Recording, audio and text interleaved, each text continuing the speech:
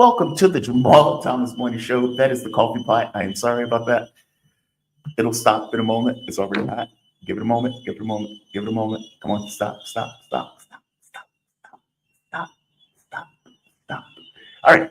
Welcome to the Jamal Thomas Morning Show. My name is Jamal Thomas. I apologize for that interruption. That is my fault. I ended up getting coffee at the very end because I wanted to be hot over the course of the show.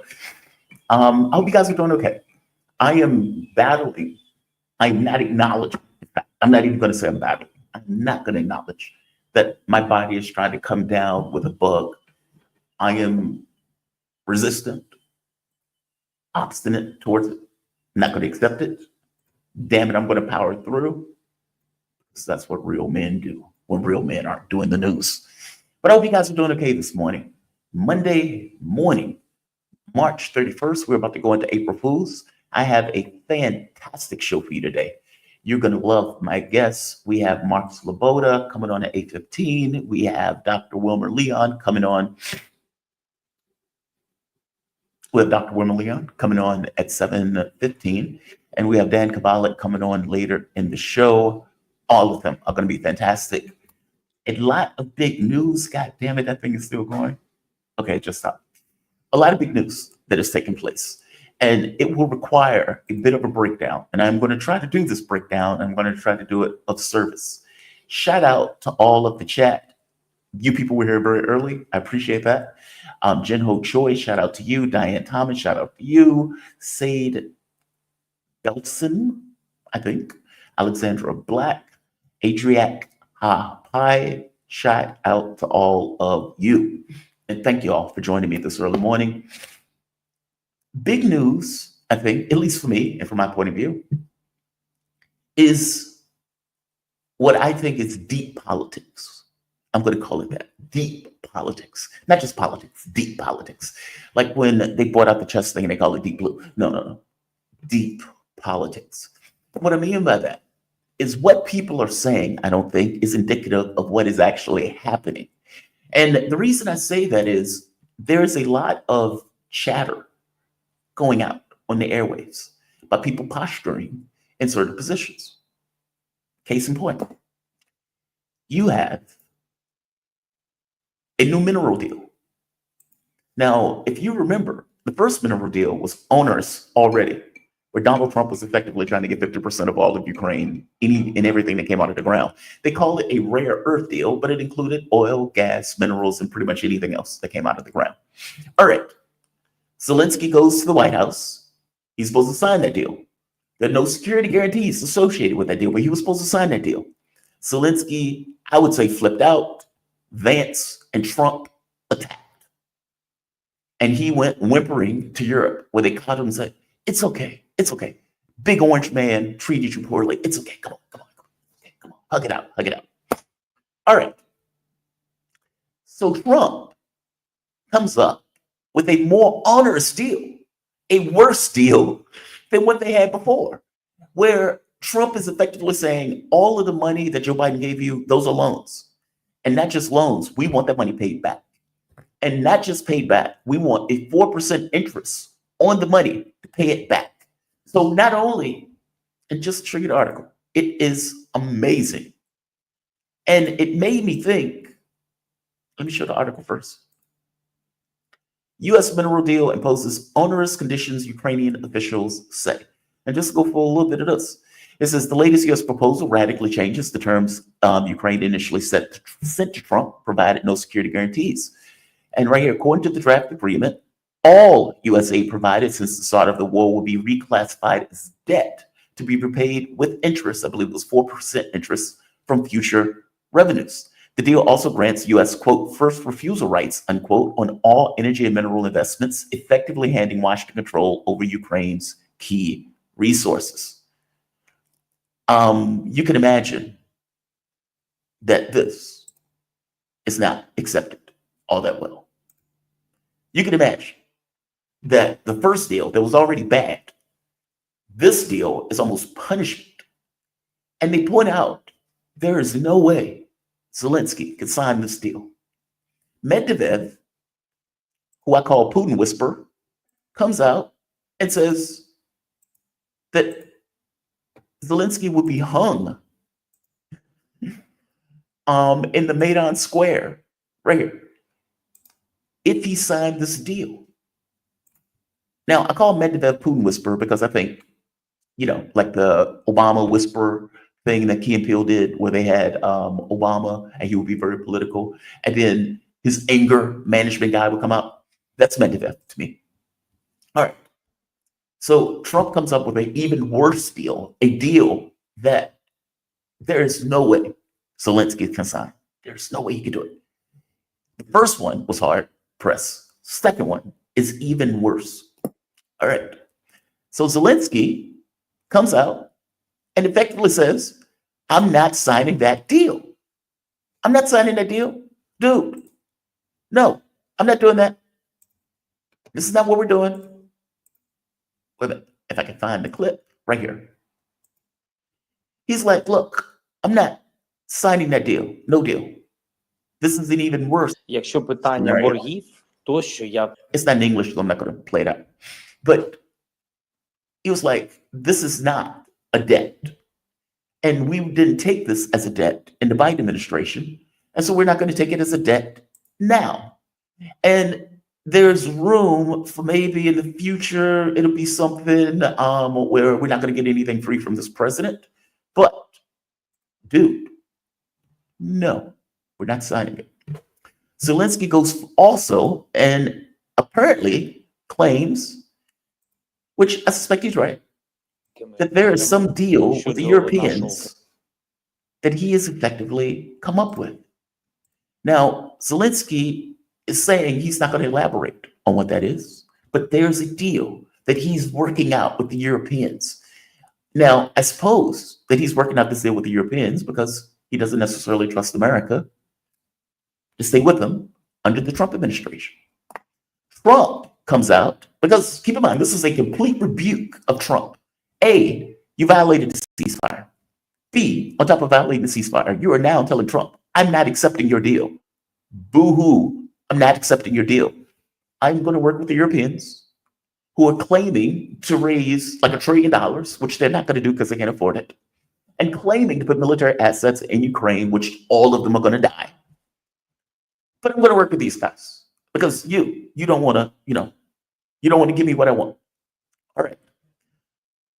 Big Papa comes out feeling some kind of way about the fact that Zelensky has effectively repudiated his onerous, unsignable deal that Zelensky in no way can sign.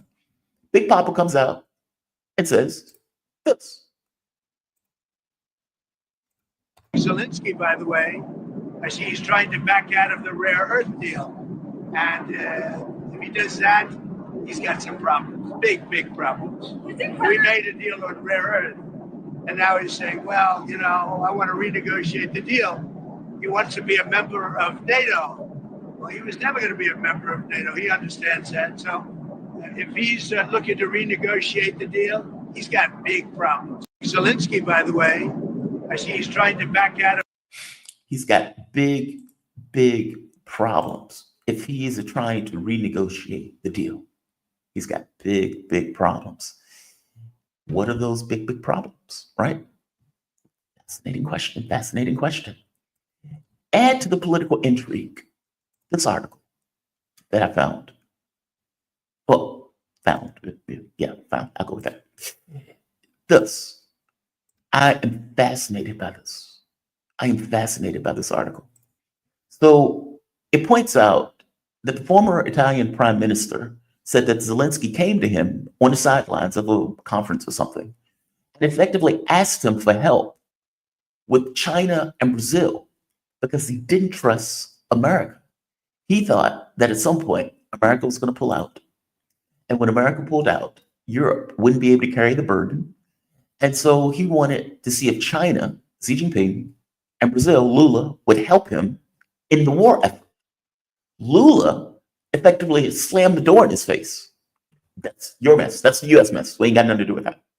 And China was like, you're the first person to come and ask us about this. Basically, you've left us in the cold, and now you're asking us for military support. We are a member of BRICS. We have an alliance with Russia that is closer than an alliance. Why would we do that? Brazil is like, why would we get into a war that you and the United States effectively provoked? Why would we do that? Slam the door, get out.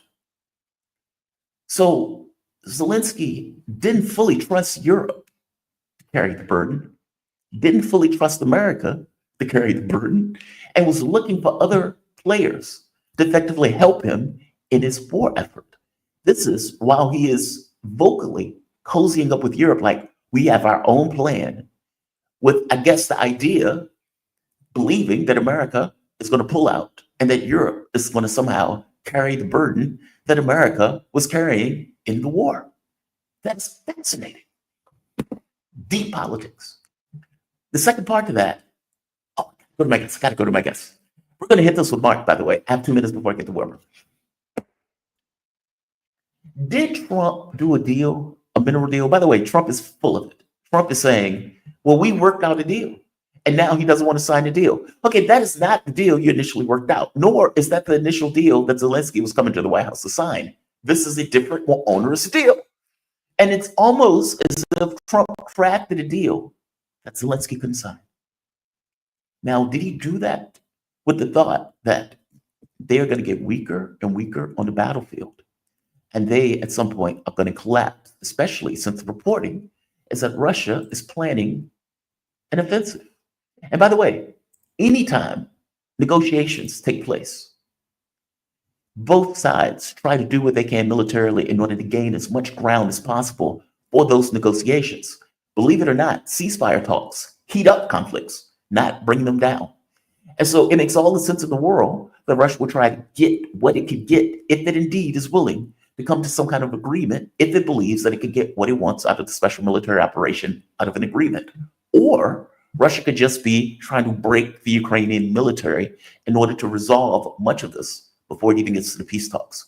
Combine that with the fact that Donald Trump is now saying, I want effectively everything that you own that's coming out of the ground. Is Trump doing this knowing full well that Zelensky can't sign it, with the idea that they're going to get weaker and weaker on the battlefield? Deep politics. What is happening? This is fascinating. And yes, I know we're talking about a war, so I feel some kind of way of calling it fascinating, but nevertheless, I'm a political hawk and I love this stuff. But I want to go to my guest. I don't want to keep him waiting. We are joined with the man himself, Dr. Wilmer Leon. He is a political scientist, nationally syndicated columnist, host of Connecting the Dots, and host of his radio show and series. What is the name of that show, Doctor? Inside the Issues with Wilmer Leon. Thank you. Inside the Issues with Dr. Wilmer Leon. Check out both. He is brilliant. As I was telling my mom last night, he is a brilliant, brilliant man. I feel enamored that he would even bring me on the show, and I thank you for that. How you doing this morning? You doing okay? Man, shoot, I'm talking to you. As my father would say, I'm about to mess around and learn something.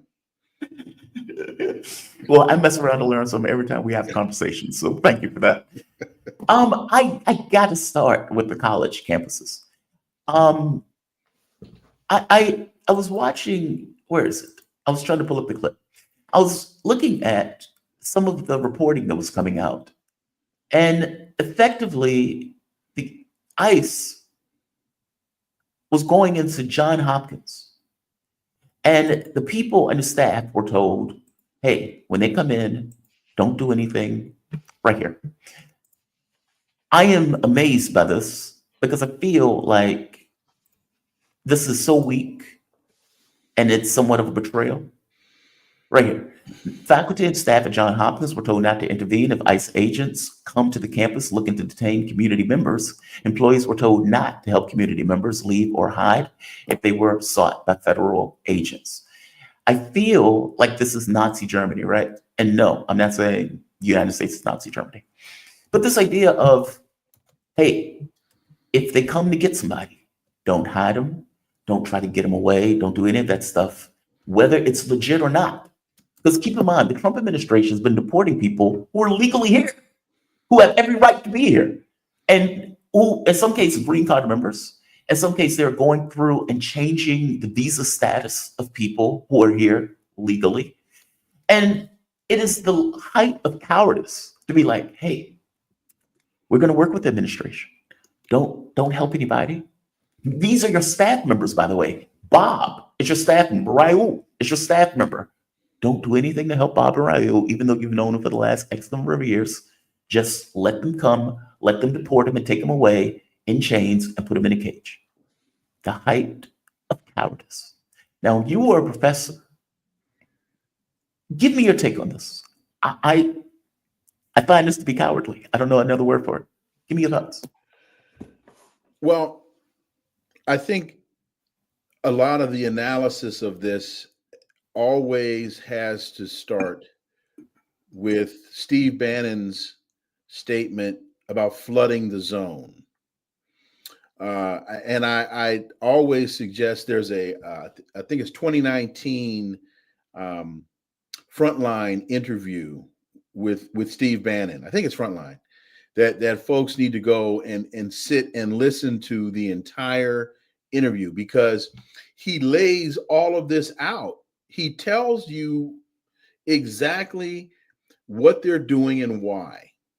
So this is, I believe, just another element of what Steve Bannon referred to as flooding the zone, creating so much mayhem that people don't know where to turn and what to do.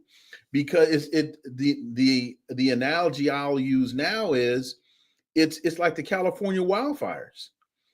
As soon as you're fighting this huge blaze out in Pacific Palisades, and then poof, in the Hollywood Hills, a fire breaks out, and then poof, you're playing whack-a-mole, and you don't know where to turn. So that's the first thing. The second element of this, I believe, is the attack on the freedom of speech. I think a lot of this is being driven by AIPAC.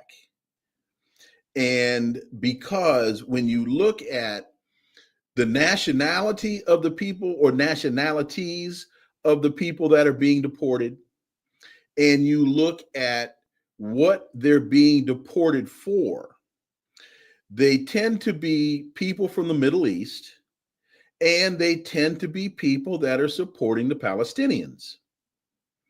And so that says to me that, whose interests are being served by this.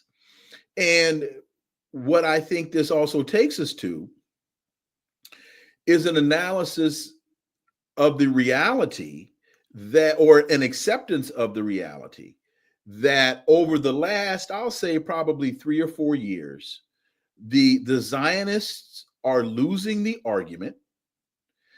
They are losing the war, and they are now turning to desperate measures in order to try their best to regain control of the narrative and to exterminate the Palestinians from Palestine. Yes, I agree with you. I would like to add, though, that Ken Klippenstein pointed out that they were looking at anybody who's critical of America. They were throwing people out of the country into El Salvador, which those people didn't even come from El Salvador. Yeah, but those aren't students. And correct, that's true. So what I just gave you was in the context of the educational environment. I was not speaking about deportation in mass. Totally fair. Totally fair. Okay. And this goes to the other story from Columbia University. Well, wait a minute. Because if you don't mind, to the El Salvador story. Yeah. This is just my opinion. I would add, and we may have talked about this the last time I was on. Usually when you are deporting people, you deport them to the country from whence they've come. Exactly. You send them home. And in this instance, Maduro even said, I'll take them back, send them to me. Yeah. We sent them to El Salvador. Why the hell would you send these people to El Salvador when they're from Venezuela? It is outrageous. Well, Like it's completely outrageous. If you go back and look at Trump's attack on the 14th Amendment, birthright citizenship, I would suggest that we consider that the El Salvador move is a trial balloon, that the ultimate objective of the El Salvador deportation move is to deport American prisoners that are American citizens to El Salvador.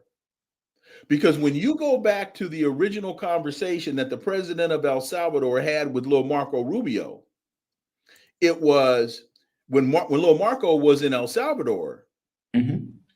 the president said, "You can send me your prisoners." And Lil Marco, he didn't say, "Oh, that's insane." He said, no one has ever offered that before. We'll have to take that under consideration. But see, this is my issue. Oh, I'm sorry, please. So final point. I'm not saying that this is the move. I'm telling people you need to take this under consideration. This is why that story bothers me so much. This idea of them saying, hey, if they come in, don't respond, don't do anything, don't help these people, don't do it.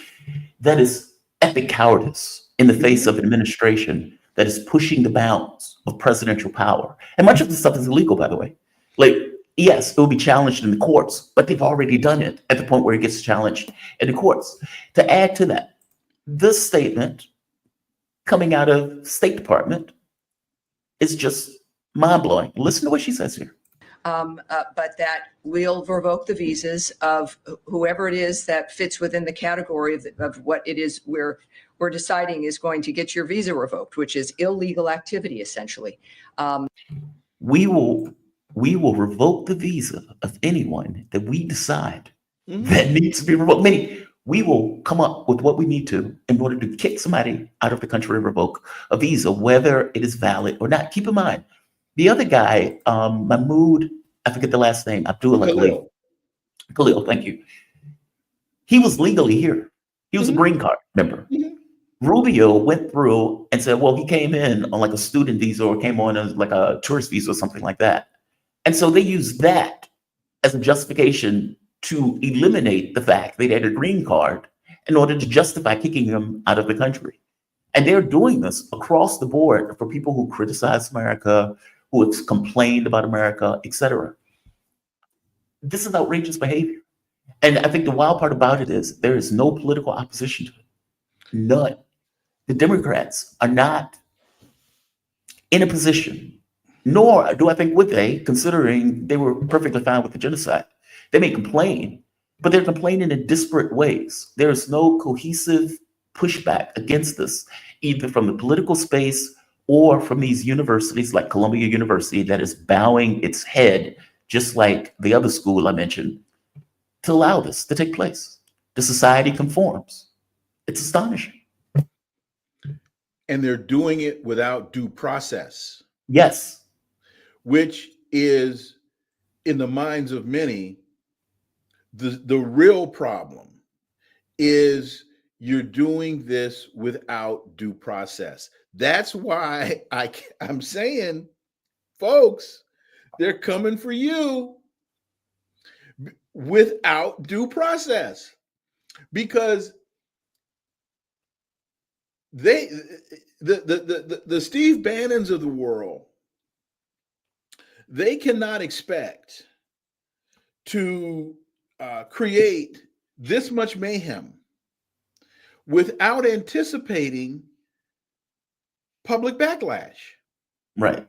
They cannot be so insane to think that the average citizen who you just fired for no reason, without due process, I heard a guy frame it so clearly on the news yesterday. He said, I was not prepared for my entire career path to be eliminated. He said, since I was a child, I've wanted to be a civil servant. Since I was a child, I've wanted to work for the American government. And now my entire career path has been eliminated. Wow. So I don't think you can create that much mayhem in a society, particularly a society that is so staunchly hell-bent on the Second Amendment, and expect that people are going to sit idly by and allow you to do this. So, But they are. Say again? But they are. That story had that school bowing its head. Mhm. I mean, the notion that somebody is saying, hey, these colleagues that you've worked with for all of these years, if the cops come and get them, let them take them. It's not legal, by the way. But It's see, not I think for you to say that they're letting it happen, you are correct. But I think these types of responses and the type of response that I believe is on the horizon takes time to develop. Fair enough.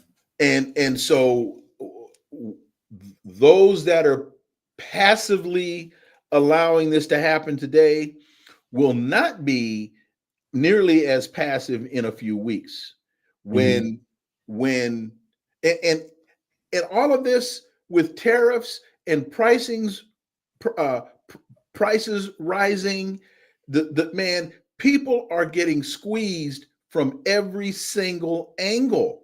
And Donald Trump's response is, I don't care. By the way, he said that. I know. He said exactly that. That's where I get it from. Yeah, because they pointed, and I think I have the article where they pointed, they were like, hey, you know, the prices of cars are going up because of these tariffs. I don't care. Let them buy more American cars. Now, he's not wrong that, you know, it's like, how do you, the entire point of globalization, right, was in order to make a huge amount of money by shipping products overseas, Mhm. getting them, paying somebody like $2 as opposed to the American worker 15, and then shipping it back and just, you know, selling the product. So he's not entirely wrong. Like, yeah, people will buy more American cars if the prices are relatively even. By the same token, you're also raising the prices that people are effectively paying, and you're fighting a trend that the US went hog wild with for the last 50 years. You are going to lose that. Look, you're absolutely right. He doesn't seem to care about the political consequences, No. or let's say the economic consequences to everyday Americans for the tariffs war that he's doing. And he believes that he can break the rest of the world when they don't seem to be bending or bowing at this point. It is. I don't And by the know. way, blowing up Teslas is not the response. I'm sorry. I know people are pissed off, and I know they're angry at Elon Musk and all this other stuff. Blowing up Teslas is not an effective way, but it may be harking to what you are talking about, where resistance starts to develop when this stuff gets more extra constitutional and no due process and no due process. And you're firing more and more people, and those people get more and more angry, and the prices go up and they're out of jobs, etc. You may be right. You may be right. On the other side, there is no political opposition. No. So right off the bat, you don't get seemingly opposition from the institutions like schools where this fight is taking place. Columbia University is a really good example. The interim steps down. The school, he's holding like $400 million over their heads. And they seem to be willing to take that $400 million in order to stamp out any level of resistance to Zionism and this genocide that is taking place. But on the other side, you would expect that there will be some level of political opposition to such a grotesque figure as Trump in regards to what he's doing in the political sense. And there is none. There's a fantastic article out of Politico right here. I am fascinated by this because the Democrats seem to have been fundamentally broken. If we don't get our shit together, then we're going to be a permanent minority. Yeah. Give me your learned take on how they could be so thoroughly destroyed. And I'm using the term destroyed. There is no political opposition. There is nothing pushing back on Trump that I could see in the political space. Jeffries, Pelosi is attacking Schumer. Jeffries has the charisma of a damp diaper. And you get nothing coming out of Democrats that is a cohesive movement, with maybe the exception of Sanders, but that doesn't really mean anything. I mean, there's an article that just came out of Sanders pointing out who's going to be a successor. Sanders doesn't really believe in creating an heir apparent or creating a movement. He just wants this kind of movement stuff and fritters away when he goes. And so, yeah, you're getting 50,000 people in a crowd, but to what end? Like, I'm fascinated by this. Give me your take. How did they get so thoroughly crushed where it seems like they shattered into pieces on the floor the moment that Donald Trump won? Because if you don't stand for something, you'll fall for anything. And the Democratic Party has very slowly, but over time, been chiseled away through the financial interests of the military-industrial complex and AIPAC. Yeah. And so now an overwhelming majority of those Democrats have been bought and paid for. And they're more interested in protecting those paychecks than representing the people that have sent them to Congress. And you also tie that to Americans abdicating their responsibility as being citizens, because it's our responsibility as citizens to keep Hakeem Jeffries and the rest of that crew, Bernie and them, in check. And so when we found out, and then you add to that the media piece of this, so that because now people aren't getting the information that you and I are providing to them through your show, through my show, through other shows. So when you and I go out and sit down and try to have conversations with folks and tell people what's really going on in Ukraine, they're like, come on, man. No, you know, Vladimir Putin is evil, and all you are you're just a Russian bot. Even though you and I were telling people back during the Russiagate hoax that all that was BS. And what do we find out now? We were correct. We were right. But that narrative in terms of the dominant mainstream media has never been corrected. So you and I can tell people, well, go read this story, go read. They're not going to do it. Well, most of them are not going to do it. I find it, man, I find it amazing when people call into my XM show and they say, man, you were right. Yeah. Man, you told us this 3 years ago. You told us this 2 years ago. You told us this was BS 18 months ago. And you're correct. And Bernie, as I think I mentioned on the last time I was on with you, he's still nothing but the sheepdog for the Democrats. Agreed. On his point about Social Security, he's right. But you don't hear the Democratic Party as a party messaging or rallying. Bernie Sanders is still the lone soldier. And I know he's got AOC with him and one or two other people, but when I say lone soldier, is it Ken Dixon? What's the name of the guy that's the head of the DNC? Was it Ken Martin? Ken Martin. Where is he?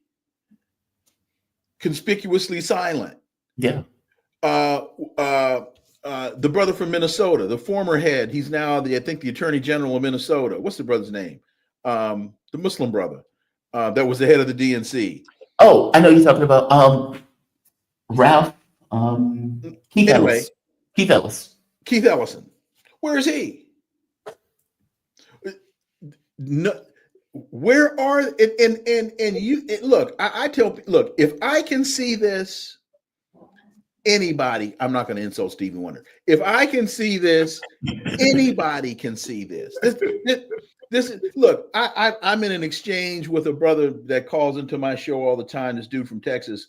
His thing, he's a black Republican. He's a Trump guy, and he keeps screaming about immigration, and these people are coming there taking our jobs. And I said, well, look, man, if you stop decimating their countries, the economies of their countries, they'd probably stay home. Why don't you talk about that? Why don't you talk about NAFTA? Why don't you talk about Trump redoing NAFTA? Why don't you talk about the impact that NAFTA had on Mexican agriculture? Haiti. Why don't you talk about the sanctions on Venezuela? We just sent 300 Venezuelans back to El Salvador. Why were they here in the first place? Why didn't they stay in Venezuela? You never talk about the sanctions on Venezuela and what that's done to decimate Nicolas Maduro's ability to control his own economy. You don't want to talk about that. Talk about Nicaragua. And why, when Nicaragua has reached food independence, they are able to feed themselves. We're still trying to overthrow the government. You talk about Haitians in Springfield eating people's pets. Why aren't they staying in Haiti eating their own dogs and cats? Because we have decimated, and I said that in jest. I know. It's just funny. I'm sorry. That was a joke. They're not staying home eating their own. Well, they're not. Put it this way: they're not staying home eating Haitian black pigs because the United States has what's the word? Well, decimated the black pig population in Haiti. Y'all don't want to talk about that. You want to talk about the outcome or the result. You don't want to talk about the cause. Right. Oh, that's so true. You don't want to talk about the cause. Don't start nothing, won't be nothing. I don't understand why that is so. Maybe people haven't spent the time on the corner that I did. Don't start nothing, won't be nothing. I think, I was one of those people. And I think everybody growing up on some level, depending on their parents, maybe start off as one of those people. And I remember people where, the news says this. Oh, yeah. This is true. And the news media, we have a free media. It's corporate, so it's not necessarily tethered to the government. It's independent. But you believe all this I don't know how old you are. I know I'm older than you are. I think I am much older than I look. I'm 47 years old. Oh, see, I'm 65. So, okay. So you don't remember when Walter Cronkite was the most trusted man in America. I do. Okay. And Huntley and Brinkley. And, I remember watching the coverage of the Vietnam War when they were showing you every night at dinner time, they were showing you the body count.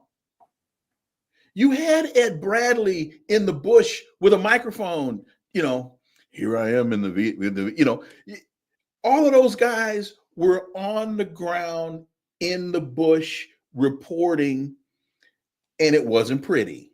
Yeah. Which is why they stopped doing that. So we still have something of some honor and note to reflect upon when those journalists were actually journalists. That is not the case that anymore. Yeah, that's not the case. That's not the case. I remember when Tulsi Gabbard, who's far more diminished in the Trump, after going into Trump, whatever, she goes over to Jake Tapper. She went to Syria, and she comes back and says, Jake, we're supporting terrorists. And Jake Tapper was like, what? But the government says we're not doing that. Now, this is a sitting Congress member who actually went, saw for herself, comes back and tells him, we are supporting terrorists. We're trying to overthrow the Syrian government. And the only thing Jake Tapper could say was, the government says they're not doing that. And put a knife in her by having a tweet by another soldier in order to match the fact that she was a soldier, effectively saying, okay, she's a soldier in our military. She is a representative. She's saying this. And so we need to find somebody else who's also a soldier to put a knife in her. Like, that's outrageous. Like, that we don't have that today. They will report news 20 years later. I'll give you an example. The New York Times, speaking about us being right. The New York Times just reported key takeaways from all of the secret interaction that the United States was doing and the CIA and the Pentagon was doing in Ukraine in order to beef up the military and even pinpointing attacks into Russia. Okay, well, we were saying that. Like, right, that's open secret, right? And it took the New York Times to put it out in order for it to be real. It's like, dude, I will tell you, when I first started at the network, I got radicalized. I know I've said this before. I felt like I was living in a funhouse when I would see Western media report something. And then you would look at world media report something. So if you're looking at Russia, China, India, et cetera, et cetera, et cetera, you're like, okay, where's the floor? Like, what's real? And then you realize, okay, well, Ukraine is obviously losing. So why are they continuously reporting about this vaunted offensive? Oh, look, the death count is astonishing. Like Colonel McGregor, Judge Knapp, multiple news sources were reporting this kind of how Ukraine was effectively losing the war. But in the West, they were reporting as Ukraine is doing fantastic. Ukraine is holding the line. Ukraine is this. And, I remember going on doing a monologue and said reality will assert itself. Meaning all that stuff that you guys are talking, reality at some point will assert itself. And here we are, reality asserting itself. Ukraine is getting crushed. They're losing on all fronts. They're being pushed out of Kursk, and they are begging for a ceasefire. And it's like, okay, so I was right. Okay, but why was I, humble podcaster, sitting on the moon looking at events correct? And all of them was wrong. Like, that is a weird, I don't get it. And I can never tell if they're lying or if they are deluded. I don't know which one it is. I never know if they're lying or if they're deluded. Like, meaning, are they lying? Why can't it be both? I guess it could be both, but I guess it could be both. It just always catches me, like, it always blows my mind. Like, I would report a story and I would give my take on the story. And the media would report something else. And I'd be like, okay, where are they getting this from? And usually it's anonymous sources from the government. And Look, it's like, okay. I was supposed to be the chair of the political science department. I'm talking 2 years ago at my alma mater, Hampton University. I'm sitting at home waiting for my contract to come. I'm in the process of buying a house, getting ready to make a big move to take on this job. And they call me and tell me they're pulling my contract because one of the members of the board saw me on a PBS show explaining the history of the Ukrainian conflict. I was explaining, well, Reality. you realize in 1990, James Baker had this conversation with Mikhail Gorbachev in order to get the reunification of Germany. I was going through all of this. Now 1 inch to the east. And they said, we can't have that. They pulled the contract. Reality. It's reality. I was on back when, you remember when the Black News Channel was on? Yeah. I was on the Black News Channel. And this was when the Ukrainian conflict was early in its development. And I asked the question, why is the United States funding, training, arming Nazis in Ukraine? And Avis Jones DeWeaver said to me on the air, Wilmer, please, there aren't Nazis in Ukraine. They're having flag burning ceremonies. The Democrats literally sent a letter to the White House saying there is a problem with Nazis in Ukraine and that right wingers are going over there to train, to fight. And It's mind-blowing. the anchor of the show, her Nadira something or other. After the show, she goes into the producers meeting and says, "Don't ever bring him back on here again."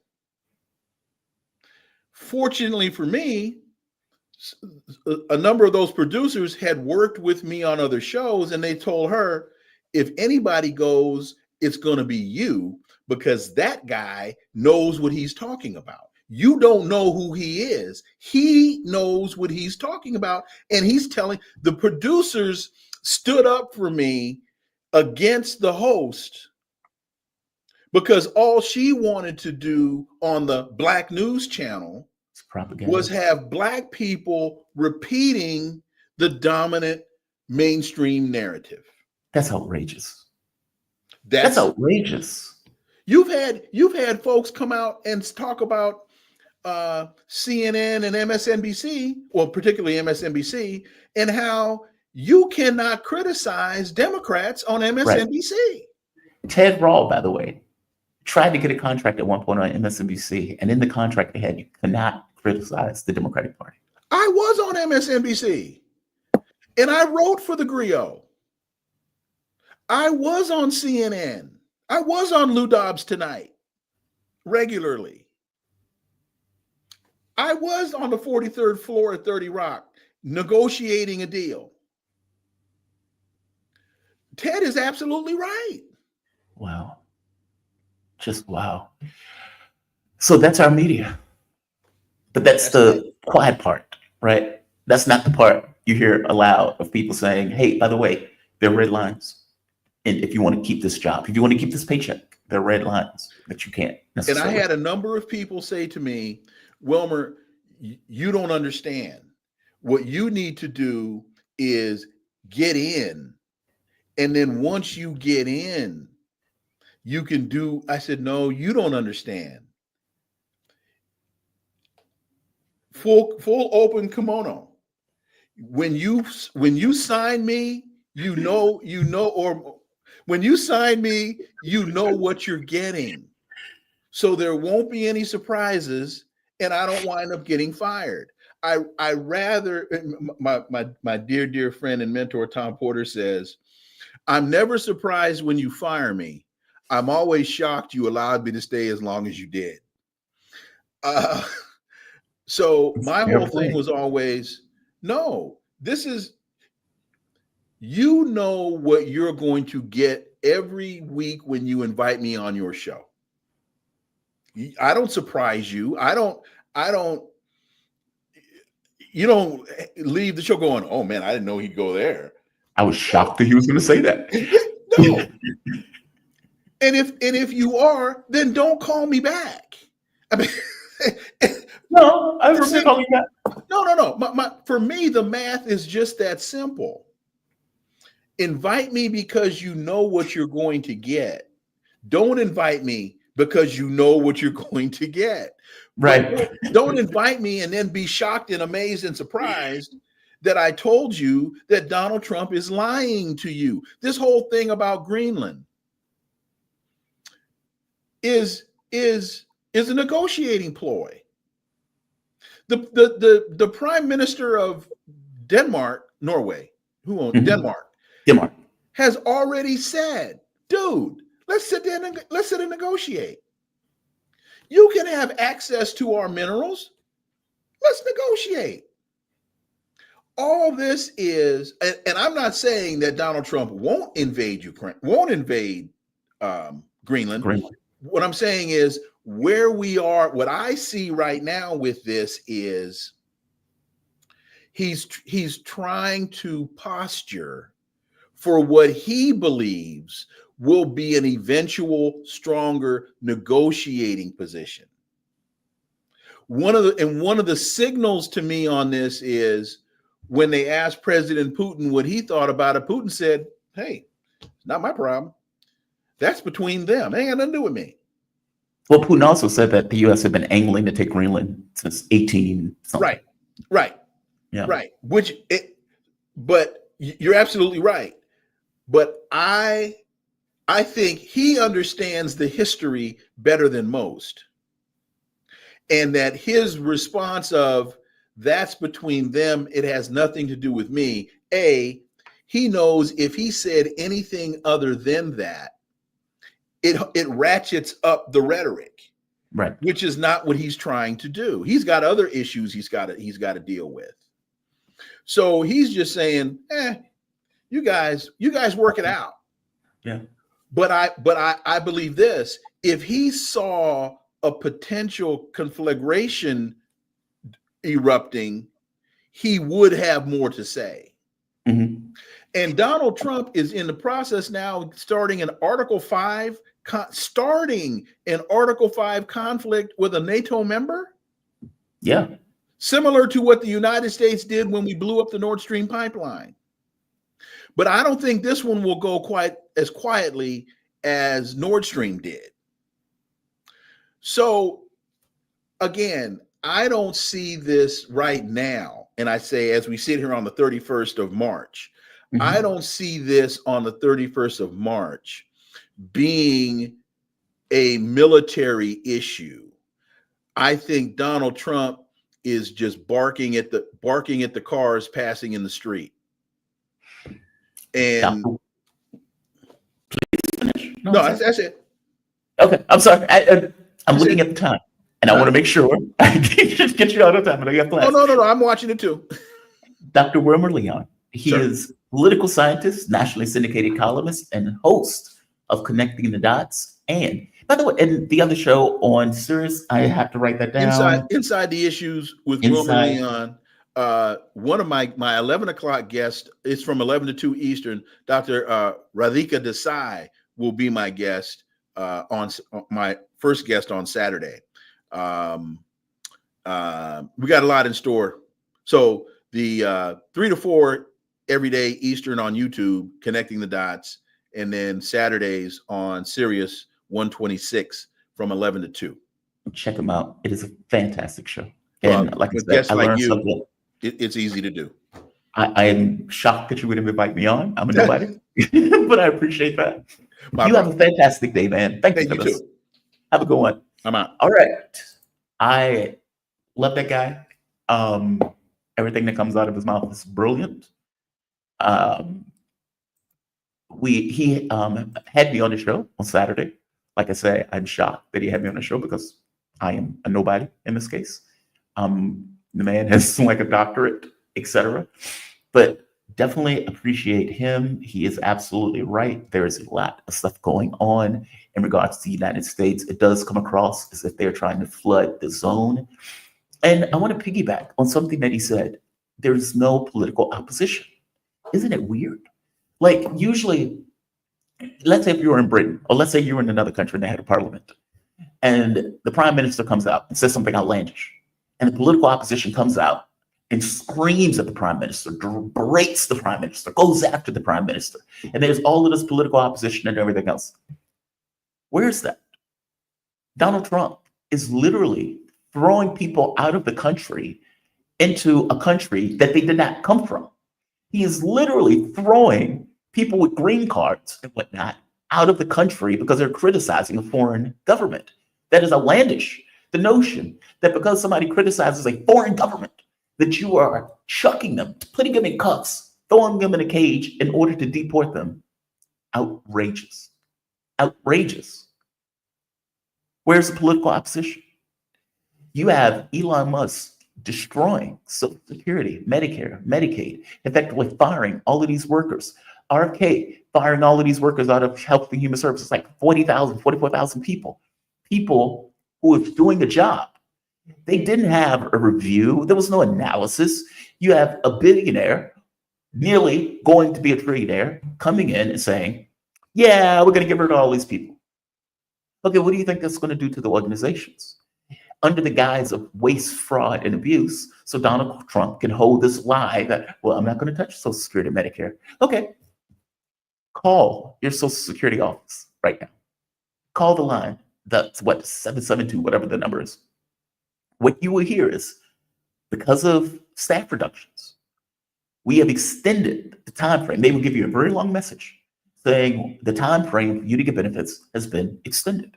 Okay, Social Security was already overcrowded, meaning it was already had the weight of 320 million Americans with a staff that was not necessarily capable of dealing with that number already. And now they've gone to effectively, de facto, destroying those institutions. The world's richest man going after the poorest, the oldest, and that is supposed to be a good look for Donald Trump. That is effectively what he's doing to those institutions of America. Look, if you want to have Social Security, if you want to have Medicare, Medicaid, other countries pay for healthcare. They ensure that their citizens have universal health care. That way everybody is covered, and it lowers costs by ensuring everybody is covered, as opposed to this weird system to which we have where we spend all of this money for healthcare more than any other country with worse results, with people dying younger. How does that make sense? And now you have Musk going in under Trump's orders, by the way, and destroying those institutions. How's it right? How's it fair? How's it good for the Americans in regards to what those institutions are supposed to be doing for the American public? I'm saying it's not. And will there be a political backlash? Oh God, I hope there is. But the weird part about it, it is the party that you would think that would be the tip of the spear for that backlash. It's nowhere to be found. Nowhere to be found. In fact, Politico has gone so far as to write the article, if we don't get our shit together, we will be a permanent minority. Yes. Yes, that's true. You have the most grotesque figure of a Republican that is in my lifetime and has decided to push the bounds of presidential power to see how far presidential power can be pushed.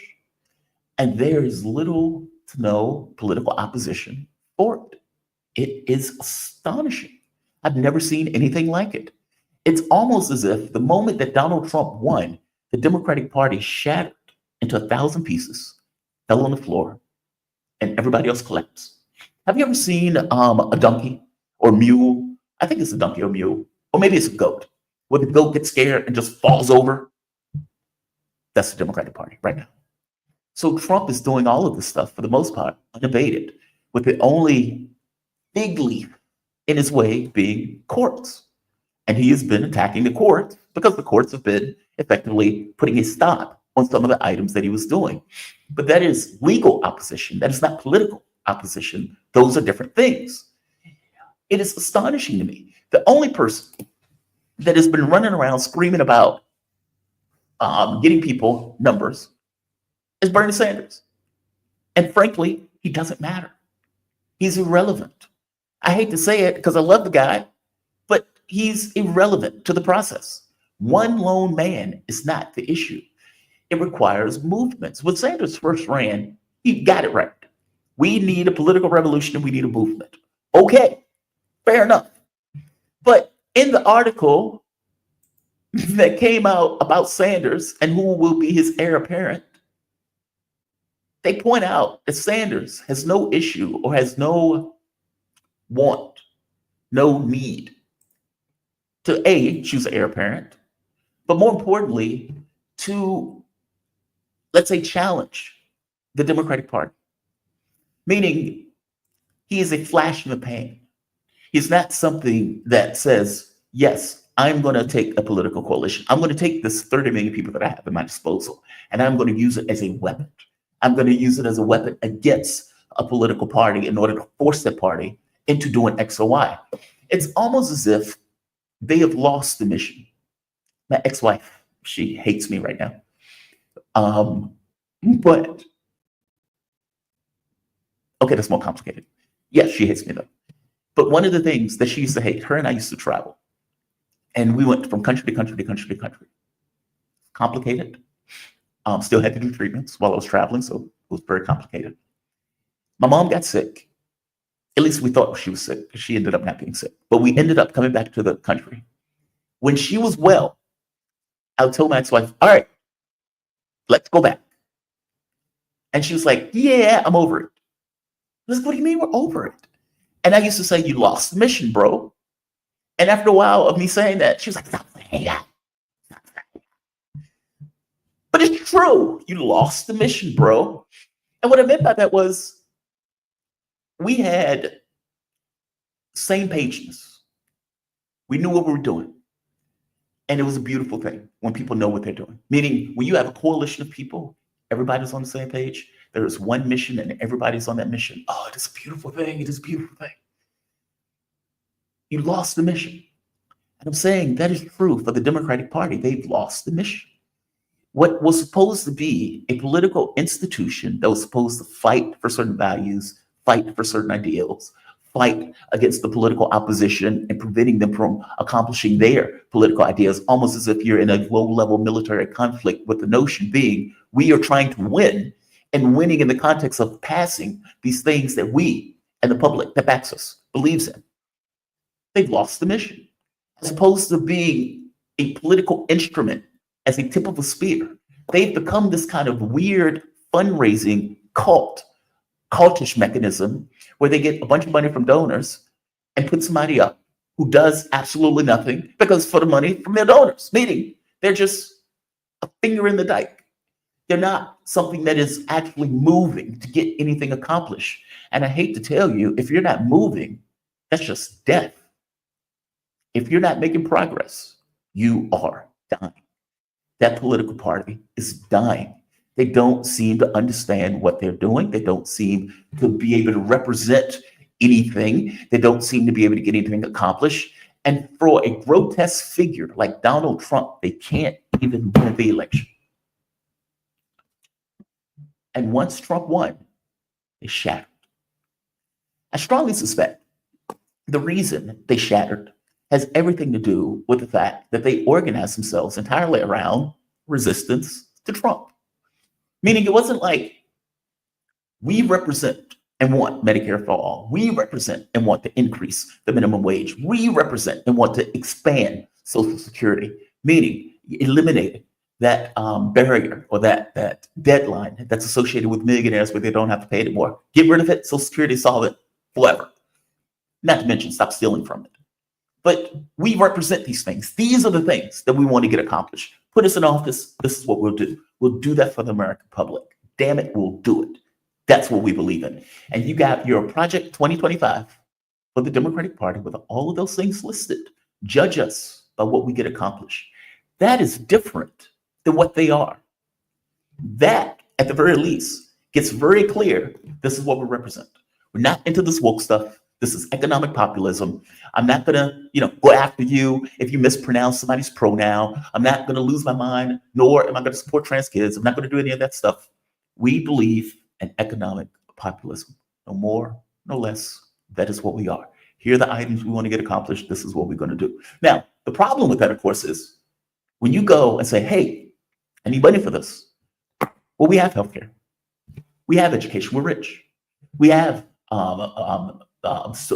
we don't need Social Security. We don't need Medicare. We have all of these things already. So no, you're not getting money from us. So no, go pound sand. That is the issue. You have a political party that's supposed to represent items on the left while simultaneously getting money from the rich who don't want those things. And so what do? You get a milquetoast Democratic Party that takes a ton of money and gets nothing accomplished other than being entirely reflexive to Donald Trump. And so that political party that is entirely reflective to Donald Trump, when he won, they shattered, as opposed to actually having something that they represent.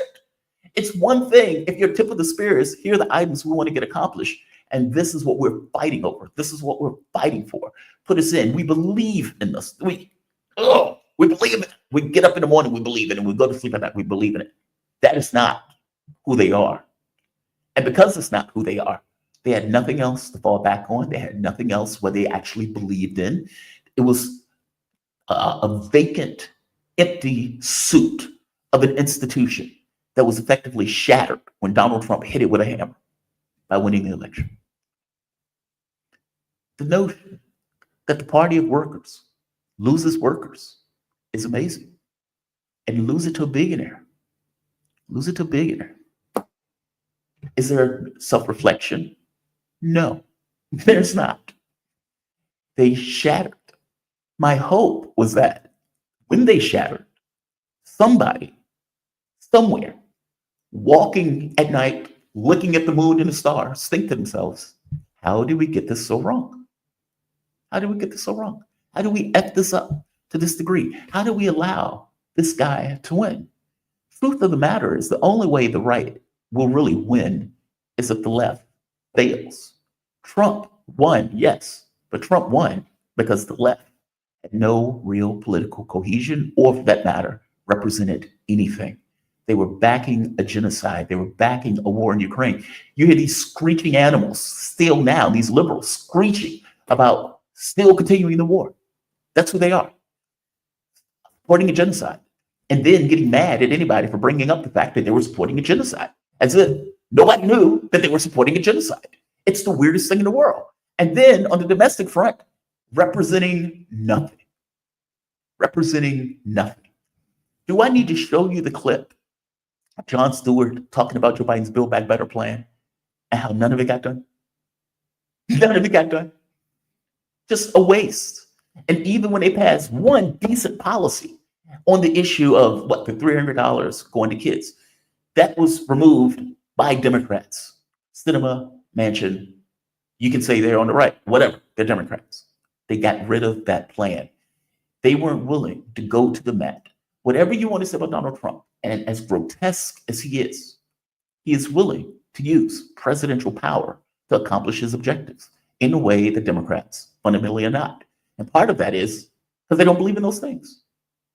So Sanders, who's out here getting 15,000, 20,000 people revved up, excited. I was one of those people. I was at Temple University. I heard him give that speech. And I was one of those people in a crowd, all of people on the same mission. Yes, we're going to change America. We're going to change the world. And then he folded like a cheap suit twice. And not just folded, goes out and tells people to vote for Hillary Clinton and gets booed for a full minute by his own supporters. And still says, vote Clinton, vote Harris, as opposed to using that majority to do something else more creative in order to get his political objectives accomplished. How are you telling people to support a political party that in no way believes in your objectives and did everything to cheat you? Talking about a cheap suit or a walking mat. That is not a political revolution. And what I mean by that, what Donald Trump is doing is a political revolution. It's a right-wing, authoritarian political revolution, but it is a political revolution. I don't care about due process. I don't care about these judges. I don't care about, I'm going to throw people out of the country. I'm going to do this on immigration. I'm going to pass tariffs. I'm going to change the world order. I'm going to end this notion of what we were doing in regards to foreign policy. Do we honestly believe that any Democrat elected would have the balls, the stones, the cojones, the vagina, if you want to say it that way, so I'm not being sexist, to do that? And the answer is obviously no. It is aggravating. That's all. It's very frustrating to me. It feels like there's no way out. It feels like there's no magical door. There's the guy that's right is right in the wilderness, if that makes sense. Whereas you have all of these other political types who are worthless to the process. And yet we'll still come out and say, please vote for me. And we'll come up with reasons for people to vote for him while not representing or offering nothing. You offer nothing. And because you offer nothing, you lose. It's that. And they're like, oh, we need a Democratic Joe Rogan. Oh, we need a Democratic whatever, Elon Musk. Newsflash. Both of those people were Democrats at one point. Both of those people were Democrats at one point. You've demonized them. You've attacked them. No longer are they Democrats. It's frustrating. It's deeply, deeply frustrating. And I say this as somebody who used to be a Democrat, who used to believe that nonsense. And then I had a come to Jesus moment. I'm like, okay, these people are idiots. And not just idiots. They don't believe in this stuff. My wake-up call was Sanders, believe it or not. I was radicalized at that point too, because I realized, wait a minute, this guy is representing all of the things that you say that you were, and you do everything in your power to get rid of them. Okay, how does that work? And then you get Democrat Chris Matthews come on saying, hey, maybe we need to lose to Trump, because if Sanders takes it, he's going to take it for a generation. Okay, the jig is up. For the longest time, what time is it? Yeah, a few minutes. For the longest time, we've been sold this bill of goods that, hey, lefties, you're the weaker part of the left. We're the stronger part of the left. And so you should support us. And because you may not get everything that you want, but we're better than Republicans. And by the way, you have nowhere else to go anyway. And so many of the left lumped in with these third-way Democrats for their escapades. You get the situation where the center fails miserably. The wings gain steam because the center fails. The right has Trump. The left brings up Sanders. The most establishment candidate in the history of establishment candidates, Hillary Clinton, lunatic, takes it for the Democratic Party. Sanders versus Clinton.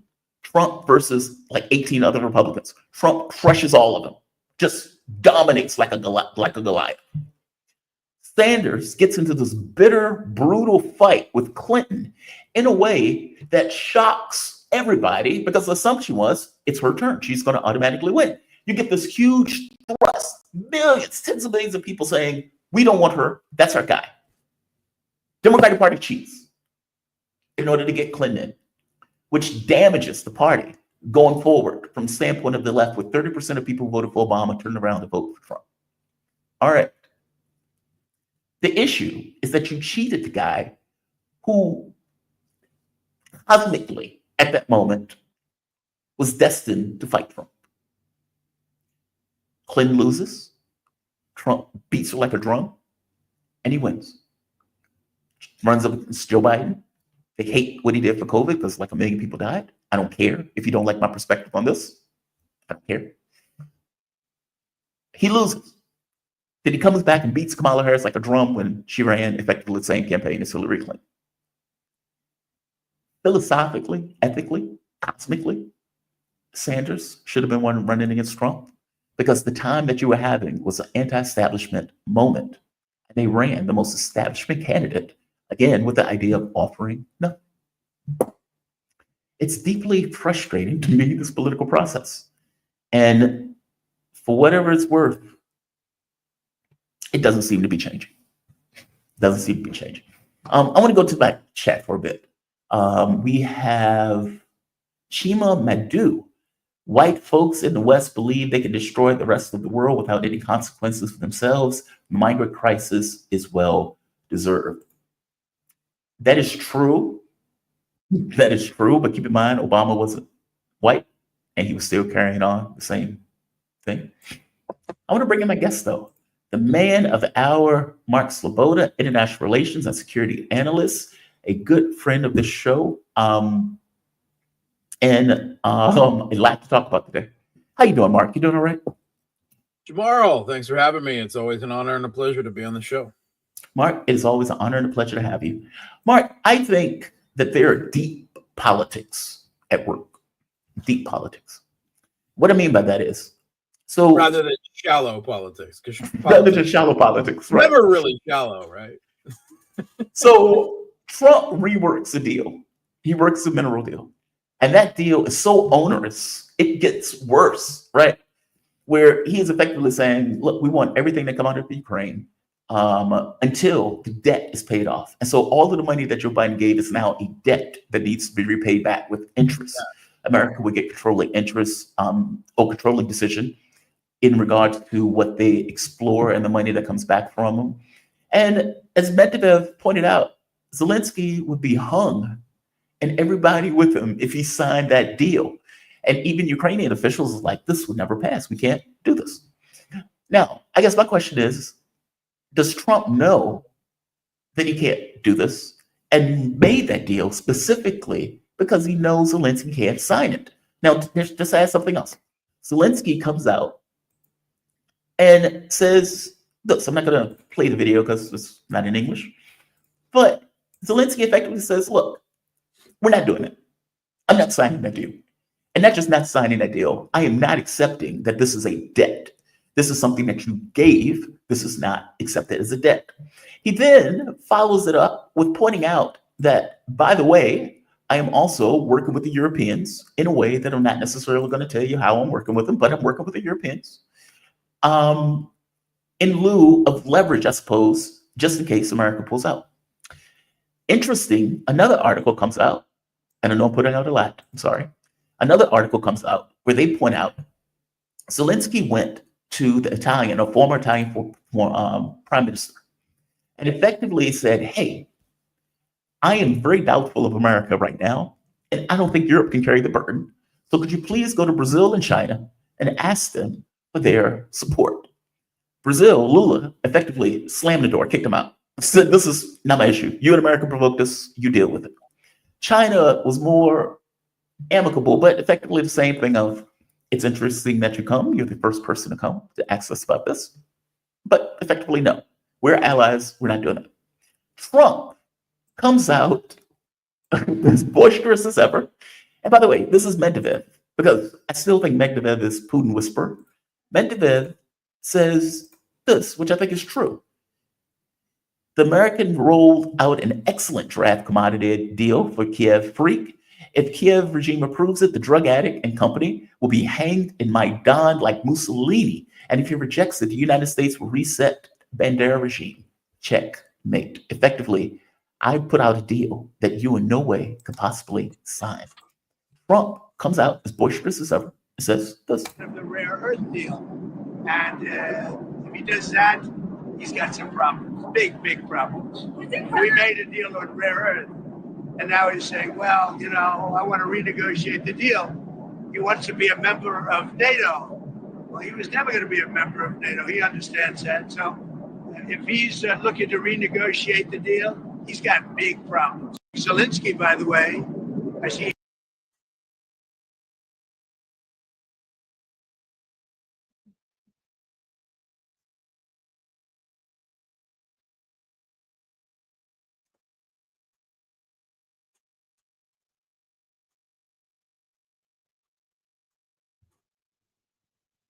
I'm sorry. Thank you. Mark, I threw a lot at you. I think all of that stuff is related to each other.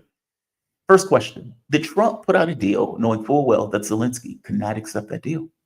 Yeah. So first of all, it has to be said that right off the bat, well, it's not actually Zelensky. There was no deal, right? I mean, not that, maybe the broad outlines of there should be a deal was agreed upon, but the actual terms of the deal have never been agreed upon and signed. Right. And it's actually the U.S. that is continually changing the terms of the deal and evidently making it worse, progressively worse and more punitive every time Zelensky hesitates and it doesn't get signed, right? So, or whatever happened with the fracas in the White House and so on. And evidently they don't even want Zelensky to sign it because they're as worried about the legality of that, although they won't say it as anyone else. It would be signed by one of his ministers. But so it actually goes a lot worse than what you are describing, right? Because it is not until the debt of all the quote unquote debt of all the U.S. aid, and Trump claims it's much bigger, which is very interesting because it may give us an insight of how much greater U.S. support has been than publicly revealed to the Kiev regime. He says it's some $300 billion, right? Which is more than double what most estimates are, right? So and he keeps repeating that number, right? So he's very insistent on it. He says, I don't care if Biden gave it to you, I want it back, right? And that's what this deal is about. And Zelensky's perfectly right here, right? I mean, Donald Trump is acting like a mafia don, right? And I don't think I've ever said those words that Zelensky is perfectly right before, right? Yeah, I mean, it was given, and now for Trump to be demanding it back, right? That is, obviously not something that the Kiev regime can accept, nor I believe is it meant to accept, right? Exactly. So it's not just a mineral resources deal. It's a deal on anything of any value that makes money in Ukraine, public or private. Infrastructure, ports, energy, mineral, anything, right? It then all of the proceeds from that go into a fund that the U.S. would have a controlling share of, and basically the U.S. decides to get what they get out of it. And it's not until the debt is paid off, it's indefinite, it's forever, right? So, I mean, the deal is not, and it's not just actually the stuff that's built now. It's any infrastructure of anything value built in Ukraine into the future as well, right? So it's the U.S. in this most. I don't know if there has ever been an imperialist, colonialist diktat more severe than what we're seeing now. I mean, forget the potato famine. I mean, this is beyond that. I mean, this is beyond anything. It's Trump basically saying to every Ukrainian, give me your firstborn child and your secondborn child.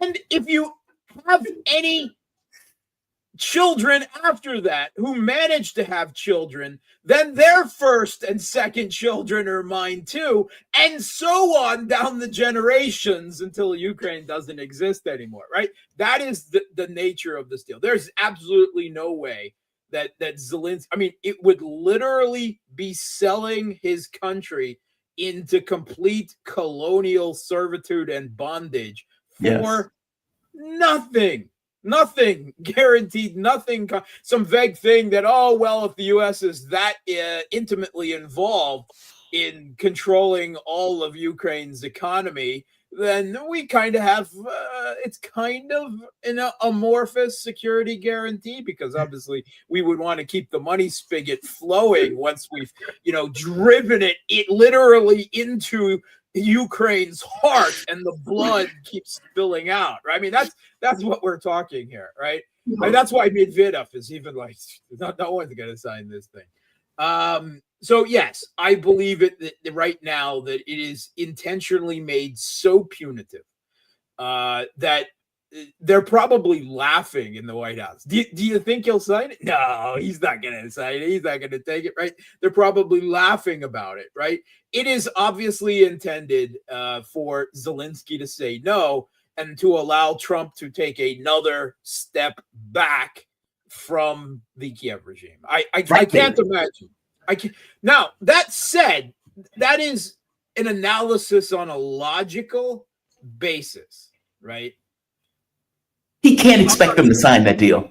No, but I mean, that assumption, that analysis that Trump doesn't mean him to sign the deal is based on logic.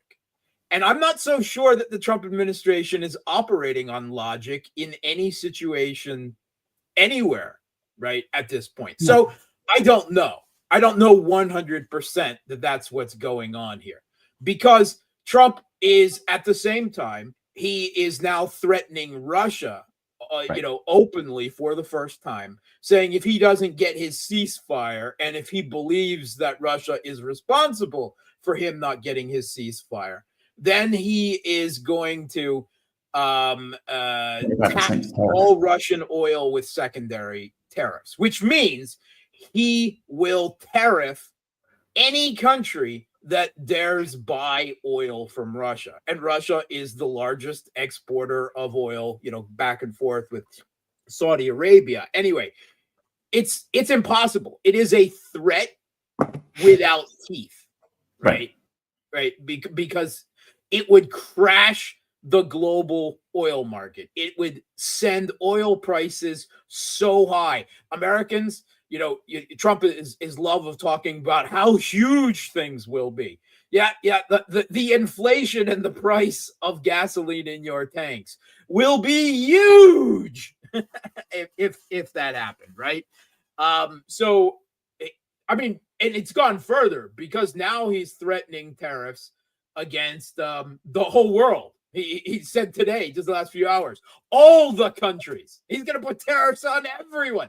Tariffs for everyone. He doesn't like sanctions. He doesn't like that word. But William McKinley was a big fan of tariffs. So Trump thinks that everyone in the world, tariffs for everyone, right? I mean, like, not facetiously, not rhetorically. He said all the countries. So he might be a little unhinged at this point. And he's starting to sound unhinged, to be perfectly honest, right? Between Greenland and his back and forth on Russia. Now, he evidently, in an interview with NBC, he said that he was extremely pissed at Putin for bringing up the idea that Zelensky was not legitimate. And I'm like, wait a minute. Yeah, that Putin did. Yeah. And I'm like, wait a minute. Did you yourself not just say a few weeks ago that Zelensky is a dictator and say that Ukraine should have elections, which The Economist is telling us that they're actually preparing for, right? Presuming that there will be a ceasefire or something of the sort, which I very much doubt. I mean, Trump did a week later say, did I say Zelensky was a dictator? Doesn't sound like something I'd say, right? I mean, when he said that, I was like, wow, man, you can't just walk that back. I mean, he's really going, and then the next week he walks it back. And I'm like, what is going on with this guy, right? I mean, and the media just is like, okay, well, we didn't really want him to say that, so we'll just all pretend and nod and agree that he didn't say that because he said he didn't say that. I mean, I don't know that there has ever been an emperor with no clothes whose own people have lied to him, or play along with him so gratuitously as the Western media and other Western governments are now kissing Trump's naked butt. But he is sounding increasingly desperate, right? He's threatening to bomb Iran if they don't agree to a deal with him after he ripped up the last deal that Iran made with the United States in his first administration, simply because Obama had signed it. And it actually, I mean, by any experts' analysis, it really certainly wasn't a bad deal if the idea was preventing Iran from restarting a nuclear weapons program, which they didn't even have at the time, right? And he then assassinated Iran's top general, the IRGC commander, Qasem Soleimani. And so is it any surprise that the supreme leader of Iran said, it's poisonous to deal with the U.S. It's no point in engaging in diplomacy with them because everything they do, I mean, if it's not ripped up by the same president who signed it, it will be ripped up by the next president who comes in. So now Trump is so furious about that he has sent a huge amount of forces towards Iran, obviously in a threatening way, but he's bombing Yemen. He's facilitating Israel violating the ceasefire that he brokered and bombing Gaza into the dust again, sending ground troops into Gaza again. And, now he's sending bombers to bomb Iran. Like no country has ever been bombed before, right? If they don't agree to his deal. That's sounding like a megalomaniac. Wait, Mark, I'm getting a lot of static. Is that coming from my end or your end? Testing 1 2 3. Do it one more time. Testing 1 2 3. It just started. I'm hearing it come back through the computer. So Hearing it when I speak. I'm hearing it on your side. Try it one more time. he's sounding increasingly like a megalomaniac. Okay, keep going.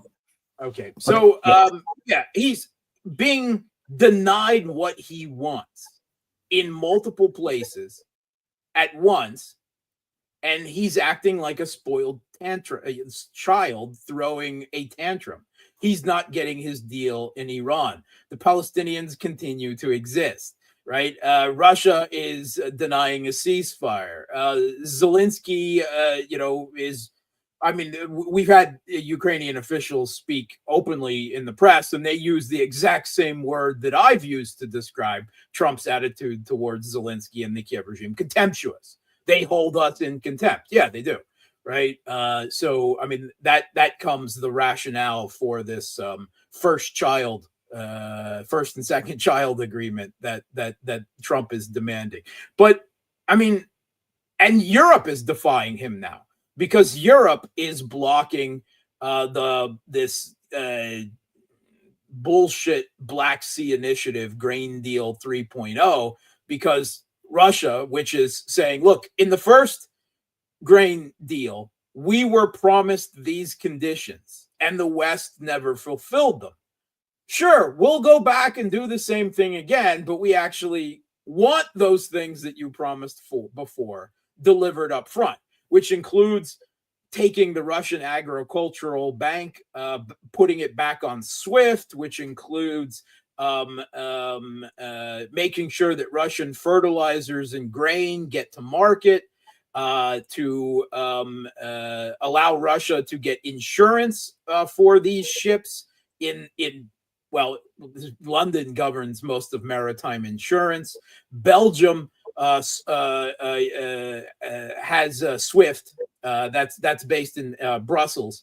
So the Europeans control that as well, right? Access to ports. Once again, if Russia's bringing its grain into the Meds, we're talking European ports and so on. So Europe basically controls all of the sanctions relief as it's built. And Russia's argument is simple from the beginning, right? If you're saying that all of this is about getting Ukrainian grain to the third world, which needs it, right?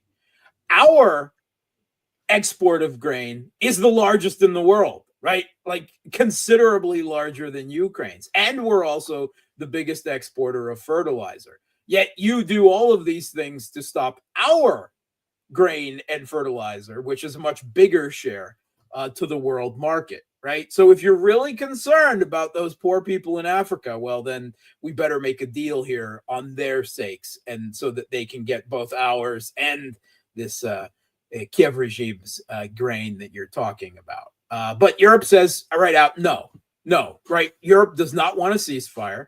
They want the U.S. back to what it was doing, or directly involved in war with Russia. And this is now, particularly at the moment, Starmer and Macron, who seem to have taken the lead, while Germany is kind of leaderless in between Scholz and Merz. And they're saying, no, we will not remove these, right? The European Commission, von der Leyen has said it as well. No. So this is Europe now defying Trump and preventing even the hope, the faint hope that a Black Sea ceasefire, might be able to come into force. And the first ceasefire, the Kiev regime, the ceasefire on energy infrastructure, the Kiev regime has violated every single day since it's come into force, which no one can seem even to agree on which day it actually came into force, which is kind of moot, because it's never been in force anyway. So the Russian press, the sentiment is Russia is annoyance with the Kremlin right now for even continuing the pretext of it, on the hope of, after 30 days and it expires, saying to Trump, look, we tried, we held it for 30 days. It was your proxies that didn't, which really sounds a little strange, to be perfectly honest, because they are U.S. proxies. In fact, there was supposedly a breaking article in the New York Times. Although anyone who's been paying attention, most of this, 95% of it, has actually been admitted to before, but this is compiled together, and that the U.S. was more instrumentally involved in the war with the proxy war with Russia, not only more than ever before, more than it was ever technologically possible to puppet another country in history before, because that technology has never existed, right? We had a European official say, oh my God, they are an instrumental part of the kill chain, right? It's not just weapons, right? It's not just financing. It's not just strategy and vice and war gaming. It's literally from the intelligence down to the ground and the battle tablets that were in Ukrainian Kiev regime military's hands, that the U.S. was puppeting them on the battlefield, telling them which hill to go over and which little trench to attack next. That's how involved the U.S. was. It simply wasn't possible to puppet another country before, because the technology didn't exist, right? I mean, there is literally one flimsy degree of separation between the U.S. and the Russian troops that they were killing. And Russia, has if anything, not been honest enough about how instrumental the U.S. was in this war, right? At every single conceivable level. And Well, they can't be. the whole can't thing be. in a bad I mean, situation. If the Russians acknowledge that, they have to do something about it. Yeah, well, there is that. There is Yeah. exactly that. It's like the moment that you make an issue and say, well, the U.S. effectively, we're killing our Anyway, soldiers. You're stuck with all it. of Trump's peace initiatives, quote unquote, right, to try to save a U.S. proxy regime here in Ukraine are now dead in the water, right? Whether they're being denied by Russian conditions, the EU refusing to fulfill those conditions, even if Trump agreed to them, and the Kiev regime proxy openly and flagrantly on a daily level violating the ceasefires that have already been agreed to. There are no further plans at this moment for any U.S. and Russian officials to meet, even on a bilateral level, not concerned to the Ukrainian conflict that we know of, because Trump is now, he doesn't know who to threaten and try to put leverage on to get his way next, because everyone is defying him at this point. Wow. Yeah. You nailed it. You summed it up great. Mark, do you hear an echo coming from me? Just be honest. No. Okay. Good. All right. The other issue I want to move to is what is being called an offensive that seems to be brewing from the Russian side. Now, for me, this is a no-duh, especially if Russia is going to engage in any kind of negotiations with Trump. And I guess that goes into 2 points. One, is Trump just expecting the Ukrainian military to collapse and giving them a deal that they can't sign as the Ukrainian military gets taken out by an offensive? Putin has come out and effectively said, we are going to crush, I think I'm using the wrong term, I'm paraphrasing, but effectively, we're going to crush them at this point. Yeah, you could say he said, we're going to finish them off. We're going to finish them off. There's good reason to believe that we will be able to finish them off. Is literally what he said. So they're starting an offensive. Is that true? Not yet. No. I mean, if you're talking preparatory stages, which could be a month long, right, or more, right?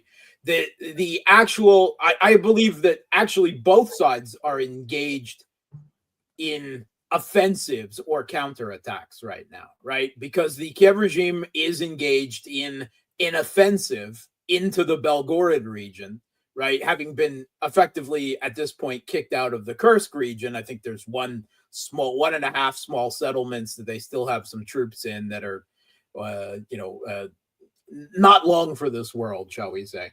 So they've gone further to the east, and they're now sending forces into the Belgorod region, right, against another lightly defended border because there's absolutely zero strategic value there, and trying so far without success to seize control of two tiny hamlets in Belgorod at a tremendous cost of men and equipment again, simply so that he can have some Russian territory to think he will then be able to, in theoretical negotiations, trade back into the future. It's kind of madness, right? It's literally military strategic madness. I really hope that the U.S. still isn't involved in directing Ukraine to the extent that the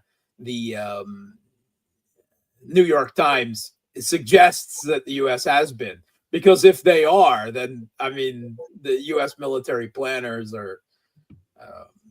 I don't know. A kid playing Civ could do better, right? I mean, let's be honest. But they're also launching major counterattacks in Chasiv Yar, trying again, perhaps to forestall a Russian deeper, further push in that direction a bit later. But I think there's every indication that Russia they're still progressing forward, but compared to what they were doing, say, prior to December, they're taking a breath, right? It's not quite an operational pause, but it may be an operational down tempo. But everyone knows, right? The Kiev regime has been very open about this. They've got large numbers of troops being built up that haven't been, we're talking somewhere between 100 and 200,000 new troops that have been fully trained up, but haven't even been involved in the conflict yet.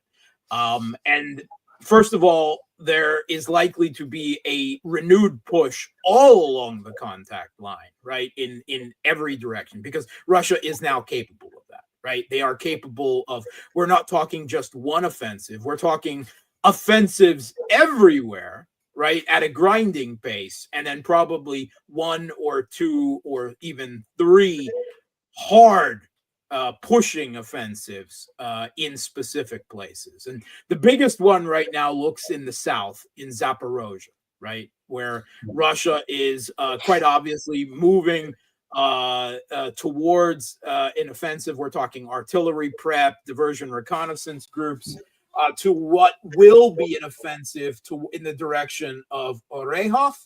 And Orehov is the town in Zaporozhye from which the Kiev regime directed their failed offensive into Russian-controlled Zaporozhye in the summer of 2023, right? That's where it was all based out of, is Orehov. And if Russia takes Orehov, then after that, the next step is Zaporozhye city itself. So obviously that's where they're moving. At the same time, the Kiev regime is also sounding the alarm that Russia looks set to launch a major offensive from the north, right, into Sumy, where they've just driven the Kursk incursion out, and they actually now already control significant territory in the Sumy region, and they will very likely, Putin has given the order for a quote-unquote buffer zone to be created, but it's very likely that they will probably just go for Sumy city itself, which is then, if they take Sumy city again, because they briefly went through it in 2022 when they went right down the road to Kiev, right? Because it's a straight shot from there to Kiev. So Russia looks set to begin big offensives from the north and the south ends of the contact lines. But at the same time, they are absolutely going to move on this last big defensive line in Donetsk, this Slavyansk, Kramatorsk, Konstantinovka line. And the first one they're going to move on is Konstantinovka. They are now laying the preparations to move on Konstantinova from multiple directions. So that's three offensives that we're looking at that seem very probable. Maybe all three of them, if not, maybe two of them that are going to occur. Now, most likely they're not going to get into full speed, right? What you would say the offensive has started for another month, right? Because they're going to wait until the ground is good and solid and there's no chance of spring rains muddying the ground again. It's this Rasputitsa, this mud season thing. And the ground isn't quite firm enough yet to launch major offensives that would require moving off roads and fields and the like with heavy vehicles. So what you're going to see probably is a month buildup to offensives in multiple directions. Now, it doesn't mean that an offensive will necessarily then in a month be launched from that direction, because things change. If the Kiev regime moves a large amount of forces to one area, then they'll say, all right, that's not worth our while, so we'll direct it more over here, right? That's the Russian, the strategy of overcoming the problems of 24/7 satellite and drone surveillance, where strategic surprise is very difficult, is to make your forces like water, to make them fluid, so that if there is strong opposition, then the water flows somewhere else where it can more easily exploit a situation. And where it detects a weakness, the water will then gather and push in at that point. And Russia has enough troops and good enough logistics to do that. So they will have many plans for offensives, and some of them at time zero, right, will be put into action, and others put on the back burner for a better situation until the Kiev regime shuffles its troops around trying to dam up this place and that place again. But ultimately, the desire here is, one, to take back all of Donbass this year, right? And two, to force the Kiev regime's military into collapsing under the weight of offensives from multiple directions. Those are the goals for this year. And they hope that will then lead to some type of political collapse in Kiev, although there's no guarantee that will actually happen. That's what they hope. Well, that's an interesting point. I'm glad you pointed that out. Is it possible that what Trump is doing is creating a pretext where he walks? I tried to work with him. I couldn't get anything done. We're out. While simultaneously not allow Russia, but as Russia goes through that action of destroying the Ukrainian military. Meaning, when I say deep politics, I'm wondering if these things are related to one another because they're happening simultaneously. Offensives often take place when negotiations are going on because they want to try to get as much as they can get before the negotiations to buffer their position. I don't know what's going on with this, right? Because like you said, Trump is all over the place. Yeah, but from the Russian point of view, they are, like you said, they're trying to solve this year. Now, The Economist points out that Zelensky has been doing any and everything in his power to screw over political opposition in Ukraine.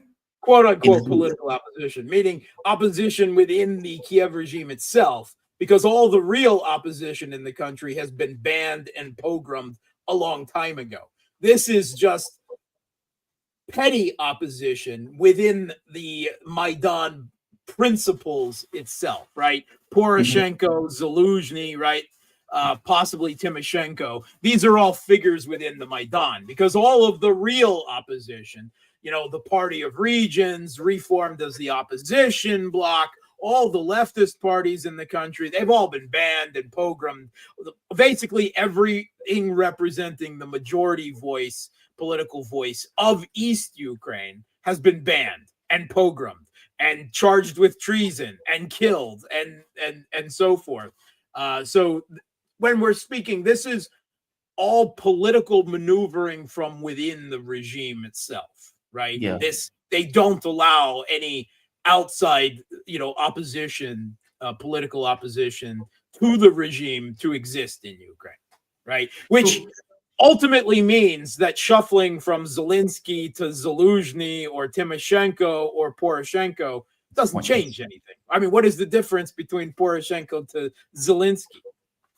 So if the regime collapses, what does that mean? Meaning, if the military collapses on the battlefield, and they believe that it will create a political crisis in Ukraine, what does that look like? I mean, maybe I can't. I'm trying to Yeah. think of it mechanically. Yeah. Okay, it collapses.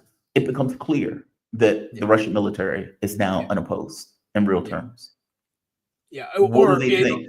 even if only flimsily proposed. First of all, there is no organized political organization or resistance outside of the regime itself, right? Say, representing the people of East Ukraine, because it's all been banned and wiped out and killed and exterminated, right? It does not exist, right?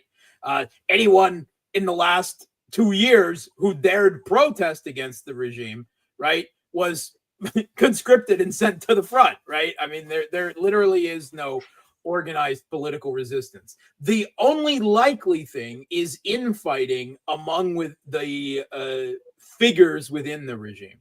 And I would say that the most likely scenario, because they've been openly the leaders of the Banderite militants, right? The ones that are the largest, shall we say, ideological force within the Kiev regime military. We're talking Belitsky and some others, you know, the head of what had been Azov, now the 3rd and the 95th assault, right? They've openly said, well, you know, we might need to take control of the country, right? That is the most likely scenario, is the Banderites, you know, stop, you know, finger puppeting or supporting, you know, the Zelensky regime, and that they make a move to take control of what is, you know, would be left of Ukraine at that point, which theoretically should make them less palatable to Western support because they are literal neo-Nazis.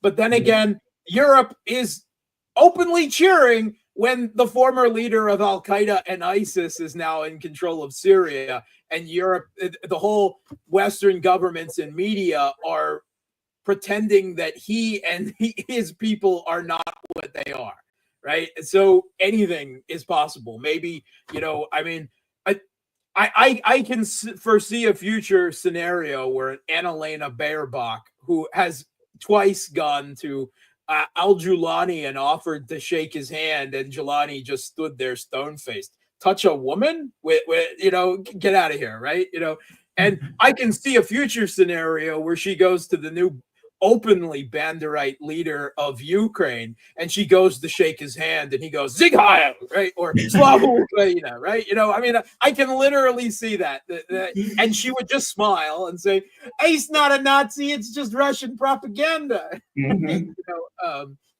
that I can see, because that's the fictional, you know, make-believe world, you know, that we're living in right now. I know, but if the military collapses, the Russian military goes to Kiev, right? Or do they? Well, ultimately, maybe, right? But there's still a long road to Kiev. And if the Russian forces roll into Kiev, right, don't think that they're not going to be resisted. We can talk about resistance being much less, but don't think that there won't be resistance, right? And let's say that Russia, that the regime did collapse, right? That people abandoned Zelensky. There's infighting between Zelensky and Zaluzhny, and part of the military goes over to Zaluzhny. Part of it runs away. Another part of it rallies around the Banderites, and Russian forces roll into Kiev. Well, then they'll just set up shop in Lvov. Or maybe separate groups setting up in Lvov and Odessa and somewhere else that they still have control in. I don't think it looks like people are thinking, oh, it's a tabula rasa. They'll collapse and Russia will just take over everything. I don't think it's going to be so clean and pretty and perfect.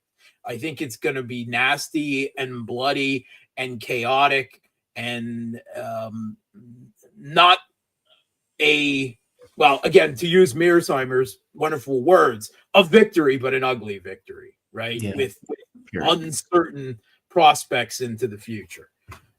Because ultimately, at the end of the day, you know, there are other analysts who have pointed out that ultimately what the Kremlin wants out of this conflict is not just the Donbass, right? Not just a guarantee that the Kiev regime, that Ukraine will never join NATO or de facto NATO or NATO bases or anything to do with NATO. But they also want ultimately security, right? They Right. want on their border with the West, right? With a attempt at normalization of relations. Okay, I don't believe that's possible, right? I with this current spate of European leadership, ultimately, I don't think peace with them is possible, right? Like if Russia rolls up to Kiev or up to the Polish border, does that say, okay, we won, now you just have to accept that? No, that's not going to happen this way, right?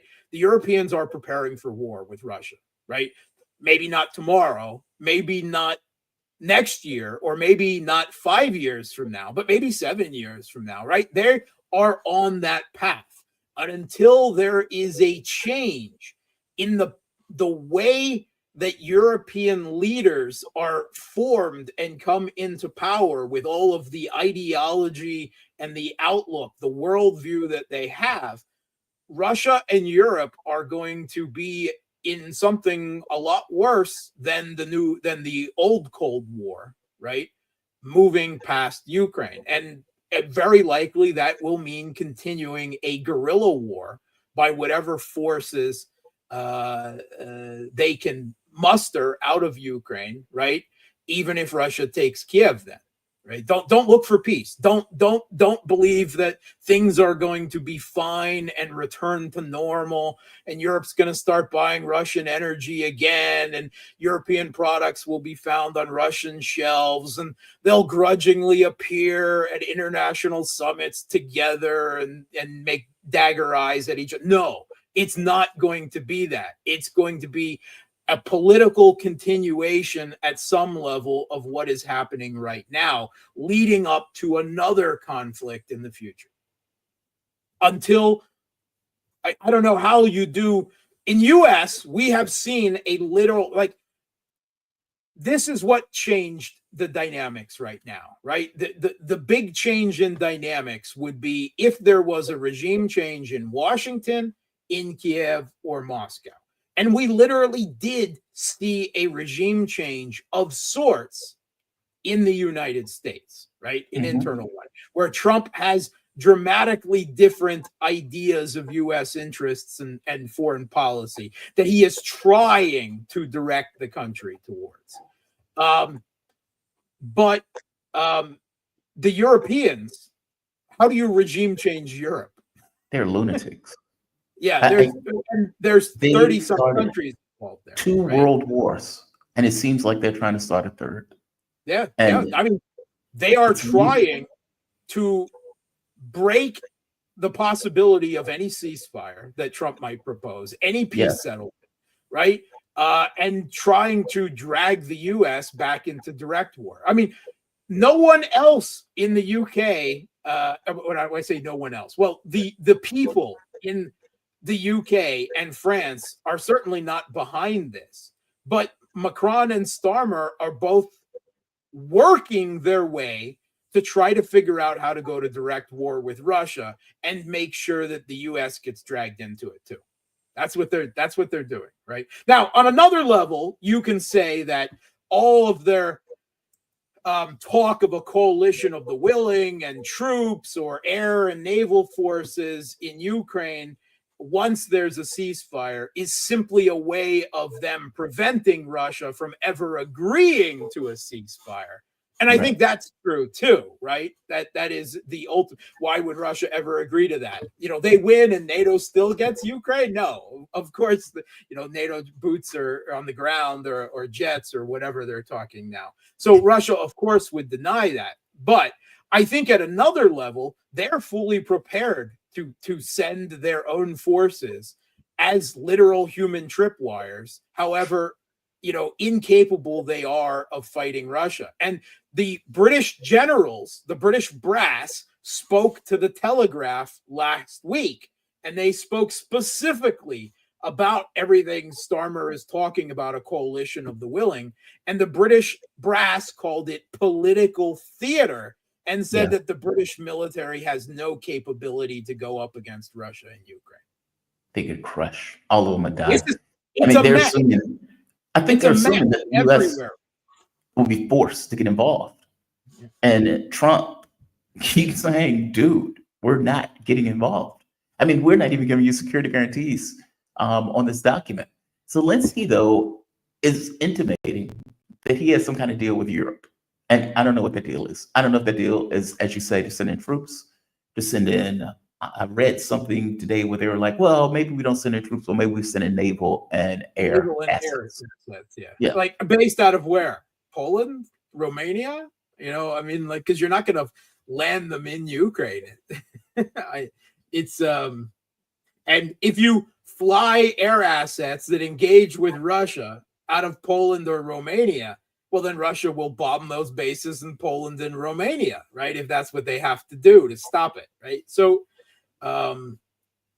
everything is a mess. Everything is a mess diplomatically, militarily. Things are still. There's a sense of, you know, it's not a matter of Russia is winning and will win, but the speed and the extent to which they push that winning within Ukraine is still very much, you know, open for question, because winning and losing in this, as in most conflicts, is not a binary, right? Mhm. There's no boom, perfect victory, 1, or no victory, 0, right? That's not the way it works, because Ukraine is a big country.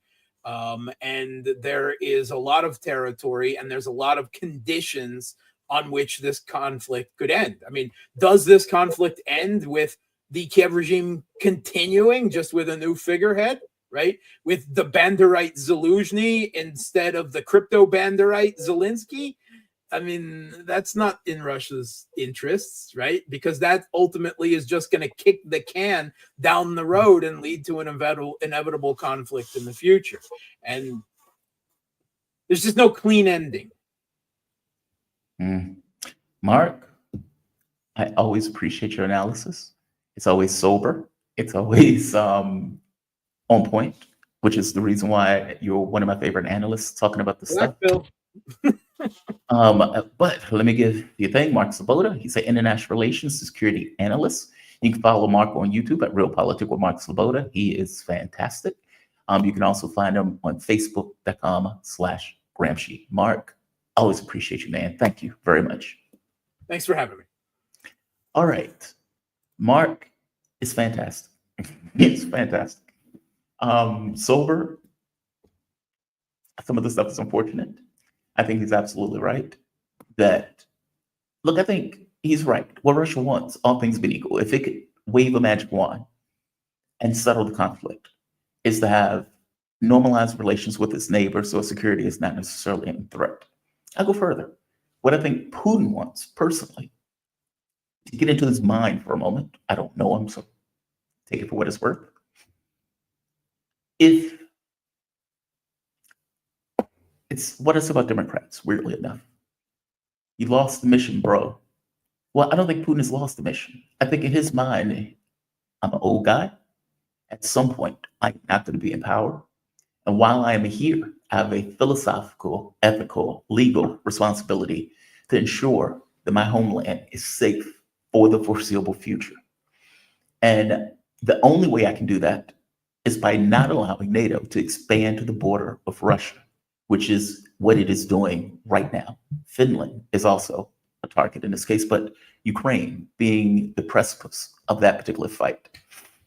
We need to win that fight, and not just win that fight. We need to win it in a way where we normalize relations, at the very least to the degree that we can, or get a deal that is verifiable, that is real, that prevents this from happening again into the future. The catch is wars are messy. And even in wars that you think you can win, it's not necessarily a guarantee that it's going to come out the way you want. And so for all of the money, blood, treasure that was put in, and no treasure, money, same thing, fair enough, that was put into it, can those objectives be met? Now, the reality is they're going to win the war. You're going to win the war. If Europe is stupid enough to put troops in, those troops will die. But you're going to win the war. Can you win the peace is the issue. Now, when Mark used to come on, I used to ask him very early on, Mark, how does this end? I mean, and the reason why I used to ask him how it's in, it's easier to get into wars as opposed to getting out of wars. But as I would ask him, how would it end? And my point to him, and the reason why I would ask the question, is because if you, let's say for the moment, Russia takes all of Ukraine, especially the West, you are going to end up with a guerrilla war that the West is going to be dumping money and weapons into, every bit as much as they're doing now, which means that Russia will be fighting a guerrilla war in Western Ukraine for the next 10 years. Okay, that's not a great outcome. And in the beginning, Mark used to say, well, that's not really what Russia wants. Now, if you ask Mark, he would say, that is the best outcome, which is ugly, which is just ugly. Europe can do nothing about it. And if they want to put military assets in Ukraine, those military assets are going to die. As Mark pointed out, if they go into Romania, Romania is going to be fair game, especially with the Trump administration that is effectively saying, I'm not getting involved into your wars. You started 2 world wars, you're trying to start a 3rd one. The United States is not going to get involved. If you want to fight a Russian army that has been killing and dying for the last 3 years, and that is wildly beyond what you guys are capable of doing, that's on you. Now, Europe is in this belief that the US will get involved, that if we're losing, the US will come to the side of Britain and France in order to fight the Russians in what would inevitably end up as a nuclear conflict. I think they're out of their minds. I don't think Trump cares about Europe. I don't think he even likes the leaders of Europe. And any peace overture that he's doing, they're effectively blocking. Zelensky has decided to work with the Europeans with some plan in mind without disclosing what that plan is. But either way, they are refuting and rebuking Trump all the way through, meaning any peace overture that is effectively taking place, Europe and Zelensky have decided to effectively block. And this is blocking in a war that they are losing.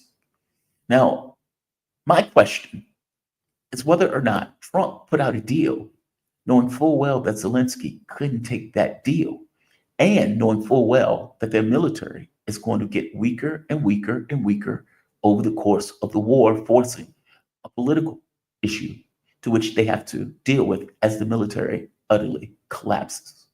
We will see. Mark was talking about multiple offensives that were taking place. I don't know. We'll see. We'll see how long this goes. We'll see how long this lasts. We'll see if Donald Trump can use any political leverage in order to get Europe to allow the Black Sea grain deal, to which they most likely won't allow. In which case, what does Trump do in that case? What does Trump do when Zelensky has just come out and said, screw your deal, man? Does Trump say, okay, we're done. We're pulling support. Figure it out on your own? Is that where he's going, with Zelensky believing that Europe will make up the gap?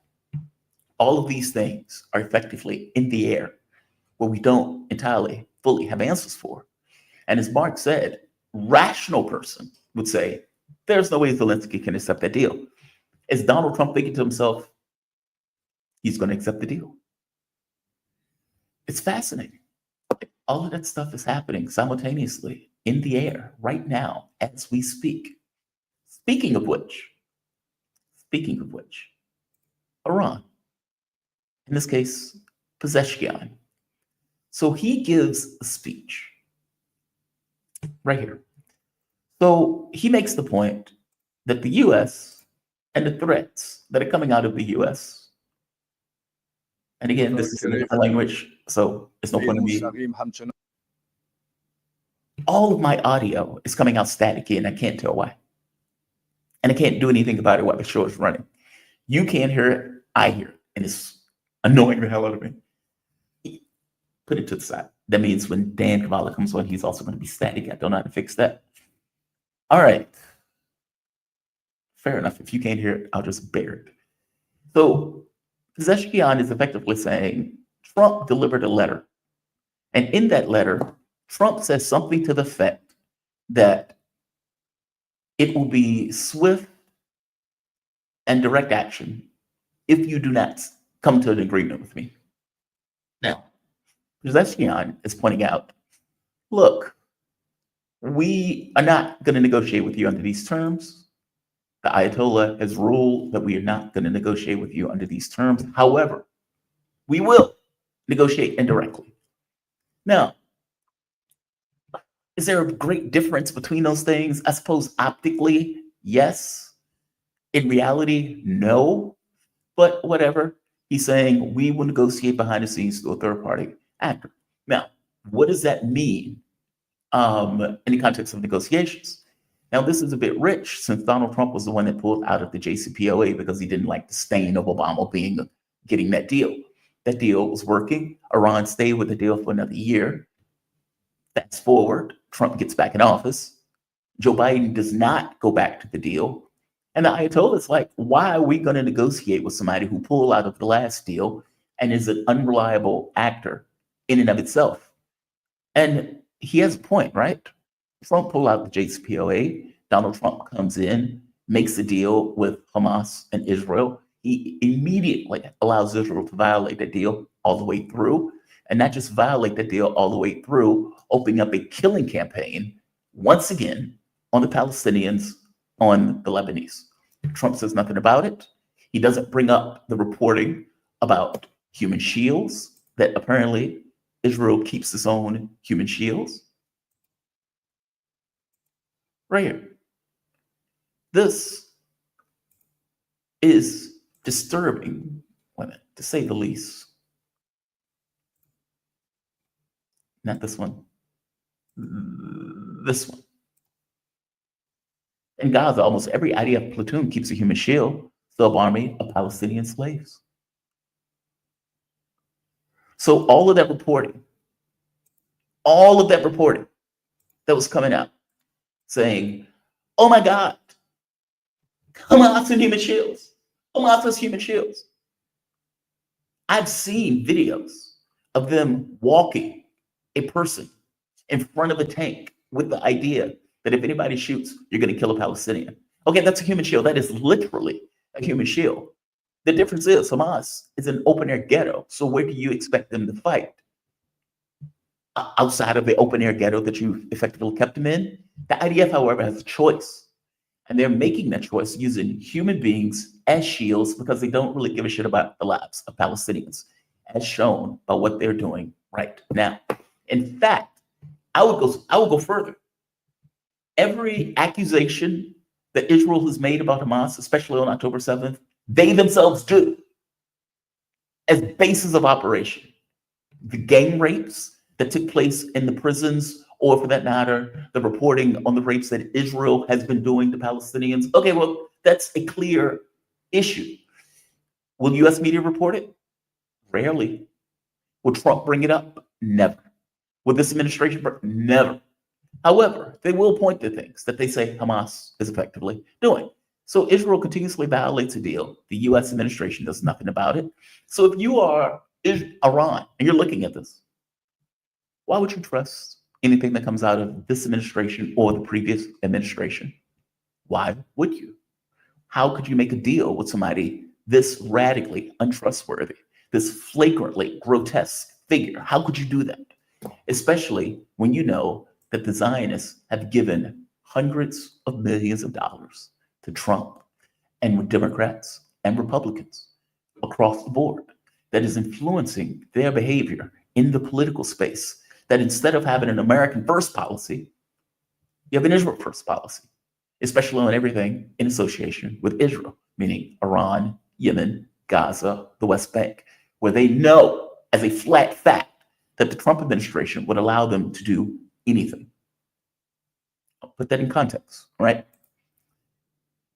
Then Trump has filled them with weapons, and under the guise of a ceasefire deal, filled them with weapons so they can renew their operations. This is while looking the Muslim community in the face and saying, hey, I'm going to end wars, not start wars. Right here. This came up, and this is now coming more into context. And Dan Kovalik is going to be on the show to discuss this in a moment. But right here, one of the most horrifying nights, the Israel army killed nearly 300 women and children. 300 women and children. Follow that up with this. The airstrikes that hit Gaza tonight were unlike anything witnessed since the beginning of the war. The attacks were unusually intense, and the bombs dropped by Israel warplanes caused massive destruction and terrifying explosions that could be heard miles away. All right. Fast forward to, I think, this right here. We will see the general security in Gaza Strip and will allow realization of Trump's plan for voluntary migration. This is the plan. We're not hiding this, and we're ready to discuss it at any time. Self-deportation, voluntary migration. What he's effectively talking about is we are going to create so much chaos, havoc, destruction. We're going to kill so many people that, no, we are not going to force you to leave. You're going to want to leave to not die, which means that murder is the issue. Murder is the game plan. For the longest time, I kept asking myself, what do they expect? I mean, for God's sake, you have them in an open air ghetto. What do you expect them to do? You're shuffling them to and fro. You're blowing up hospitals. You've destroyed every building in the location, like 80%. What is the point? Either you're going to kill them all, or you're going to expel them all.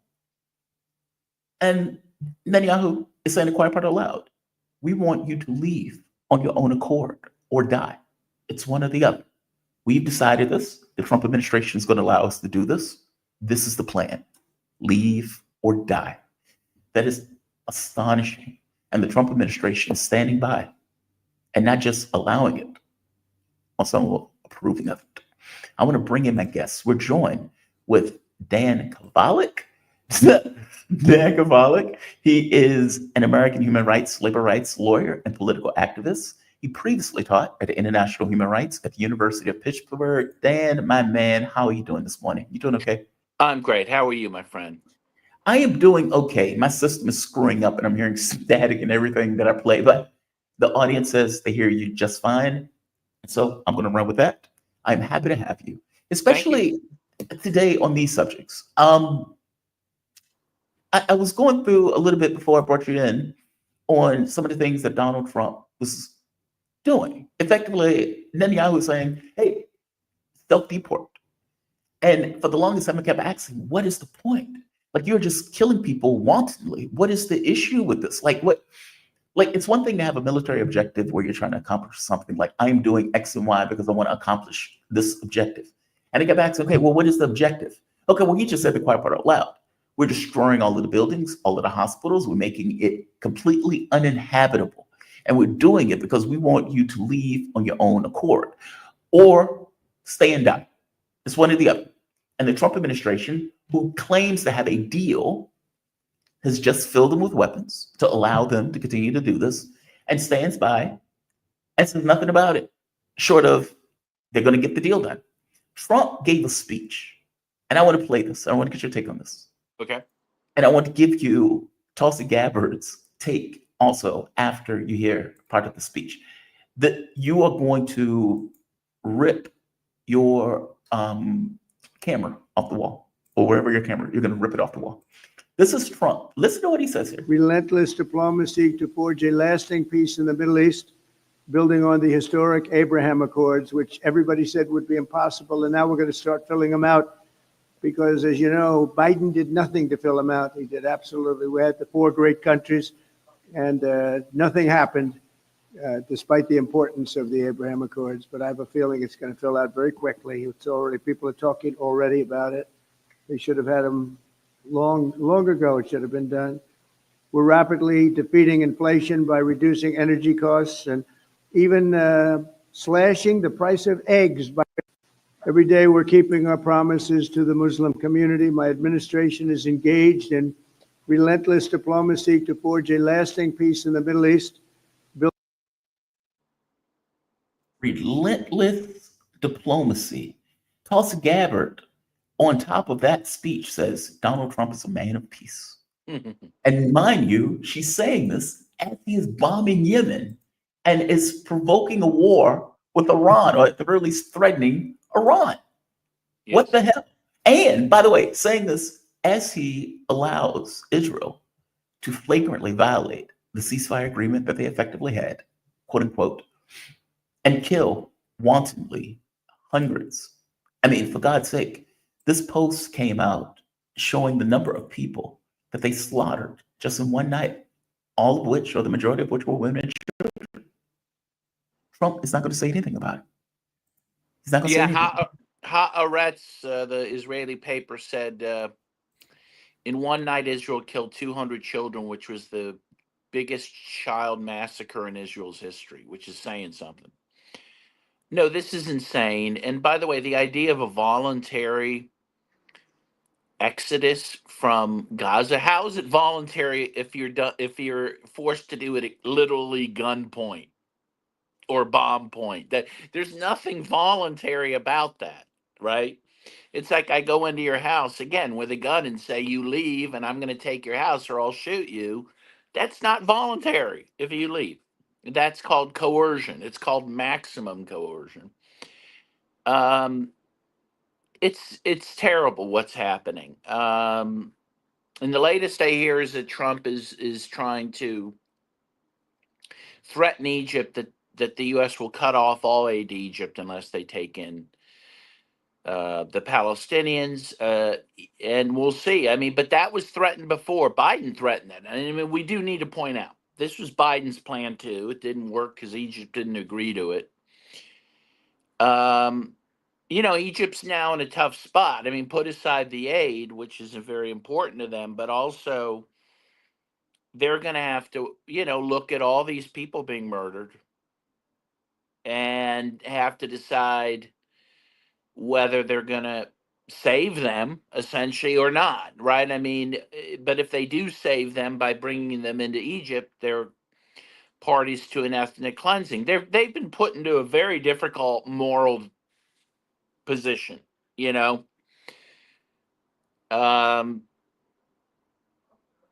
it's terrible. And again, I mean, what they're doing, they're using these bunker bombs to bomb tent villages. I mean, it's just absurd. And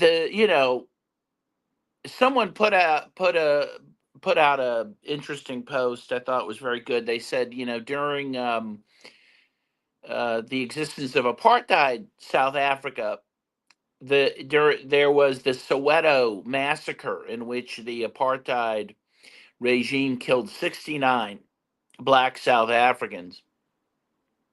And the world was just utterly shocked by this, which they should have been, of course. But now Israel's killing 70 people a day or more in Gaza and no one cares. I mean, it really is just something like, where has the morality gone?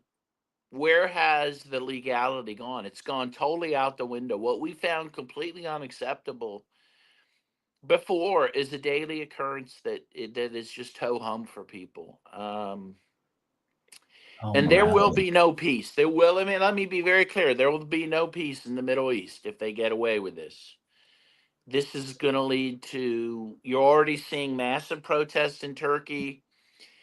I think governments are going to fall. And the governments that replace them are going to be very militant and very much against Israel. You think governments are going to fall? I do think that. Up to this point, those, as Mark calls them, quisling governments have stood by and just watched. I mean, and I got to be honest with you, these last few years have been eye-opening for me. Yeah. Eye-opening in a way that I think my mom is disturbed by, if I'm being honest. I've always said there's no such thing as international law. I've always said that morality is only a weapon insofar as people accept it to be. Meaning, doing something immoral God is not going to get involved, right? A person can walk into a bakery, shoot somebody in the face, nobody gets involved. Maybe the cops take the guy away, but ultimately nobody stops that act from taking place. And if you're talking about from the level of countries, okay, the only thing that stops a country from doing something is another country. And if the countries say, okay, we don't want to get involved. We don't want to expend blood and treasure. We don't want to get into a war. We don't want to use our economic might because something else might happen to us negative. Then the act is allowed. Doesn't matter if it's moral, doesn't matter if it's legal, doesn't matter if it's ethical, the act takes place. And you can watch what's happening and in some way realize how the German genocide would take place, where Yes. people would stand by. You would have institutions that not do their jobs. So the ICC, yeah, okay, that's nice. We hear you. But again, the ICC is just a court, and a court doesn't have a military. It just has a court. And so Israel pursues its objectives with the blessings of America and with the inability of all of these governments, Egypt, Saudi Arabia, etc., who's supposed to be defenders of Muslims, especially or defenders of Arabs. And they do squat as these people get slaughtered and pushed out in the most grotesque of ways by a colonizing force. If there was a video camera during the time that America was expanding, it would probably look a lot like this. Yes, it would. Yeah. The difference is we can watch it. Yeah. And it's almost like the very act of watching it, I don't want to say sanitizes it, but it makes us like, what's the word I'm looking for? It makes us like jaded to it. It's like you realize, Desensitized. yeah, desensitized to it. It's like you see children getting killed, you see people getting killed, and you realize, all right, God doesn't care. Nobody gets involved. If human beings don't act, nothing happens. In which case, this gets allowed. It is disturbing. I don't know where this goes, right? Like, I don't know if they're pushed out into Syria. I don't know if they're pushed out into Egypt at some point. I don't know if they get pushed out into Sinai. But it's very clear that Israel's objective is we want these people to leave. And we want to create a situation so unlivable on the ground that they self-deport. That is astonishing. It's astonishing. Yeah, I mean, when you think about the Nakba, which took place in 1948, in which they think about 750,000 Palestinians were displaced, you're talking Yeah. now more than double that, at 2 million or so. And again, as you mentioned, there weren't video cameras back then. It happened largely in secret, at least as far as the Western world was concerned. But as you say, no one could claim they don't know what's happening now in Gaza. And by the way, I listened to this guy Justin Podor. I've known him for quite a while. He's very good. He's got a podcast, and what he says quite a bit. I believe he's Palestinian, if I'm not mistaken. In any case, what he says, and I think it's pretty brilliant, though disturbing. He said, "Look, even if they push the Palestinians into the Sinai, that's not the end of this. The Israelis," he says, "people think the Israelis just want to get rid of the Palestinians." He says, "That's not true." He says, "They are obsessed with the Palestinians. They will continue to haunt the Palestinians, even in the Sinai. They will continue to try to lord over them. They will continue to try to be the ones to determine how much food and water they get." And that, and that's absolutely true. I'm absolutely certain that that's true. That is to say, none of this ends, even if they're pushed out into the Sinai. The same type of repression, same type of concentration camp-like conditions will exist in the Sinai. You can be guaranteed of that. So again, this is just not a solution. This is more like the final solution of Nazi Germany. I mean, this is a genocide. And as you say, the world's allowing it to happen. And the Palestinians know it. I mean, they know that the world has turned their backs on them, with the exception of the Yemenis at this point. And if you don't mind me, I'm also dealing now with what's happening in Syria. I woke up this morning and similar things happening in Syria, and very few people know this. That there's a genocide happening in Syria against the Alawites in particular, Christians too, but Alawites more so. The latest estimate I saw in Syria, listen to this, is 50,000 people killed in the last few weeks. 50,000. And women are being kidnapped, and they're being brought to Idlib, where they're being sexually enslaved, and you're not even hearing about this, but the same question is posed to me directly by my Alawite friends there. Why isn't anyone doing anything about this? By the way, it's worse than that because you're getting people like Annalena Baerbock going into Syria to normalize al-Jilani, or you're getting these other governments trying to get rid of sanctions on Syria to normalize, quote unquote, this new Syrian government that they claim is this revolutionary government for the people, as they go door to door and slaughter Christians, Alawites, and pretty much any other They're minority. slaughtering entire families, and the only thing that's changed in the last days is that they're not videotaping themselves doing it. The HTS government, such as it is, their only rule that they prescribed was do what you want, but don't keep videotaping yourself doing it. It's bad for business. So now they're just doing it without the videotapes. See, I prefer them to videotape. Yeah, well, I agree. Because videotaping is fascinating to me. Like it's a social media culture, right? Even to the point of terrorists. Of what's happening. Yeah. Well, but for them to videotape it, like nobody videotapes themselves taking a dump, right? Very rarely. It would be weird if somebody did that. People videotape things that they are proud of, that they think are their best moments. And so when they're videotaping themselves committing an atrocity, in their minds, this is fine. Yeah, they're proud of it. Yeah, you're right. They're proud of it. Proud of it. This is being done out of a bizarre, quasi-religious, zealotry. And I say quasi because no one really believes this is a legitimate form of Islam or religion. This is more of a almost satanic cult that these folks have. But they are proud of it. They are proud of it. And it's unbelievable. And again, the same question is posed. Where's the cavalry? And the cavalry ain't coming. That's the truth. And it ain't coming to Gaza, and it's not coming to Syria. And that's very troubling. I will tell you, Dan, this gives me a certain view of the world. No, it's a very dark view. It's a very dark view. And it's a very, we're moving backwards, I mean, when you look again, particularly at this HTS Al-Qaeda group that's running Syria, I mean, you're talking about medieval. These are medievalists. And that's what we've brought to Syria. And again, with Israel and their genocide in Gaza,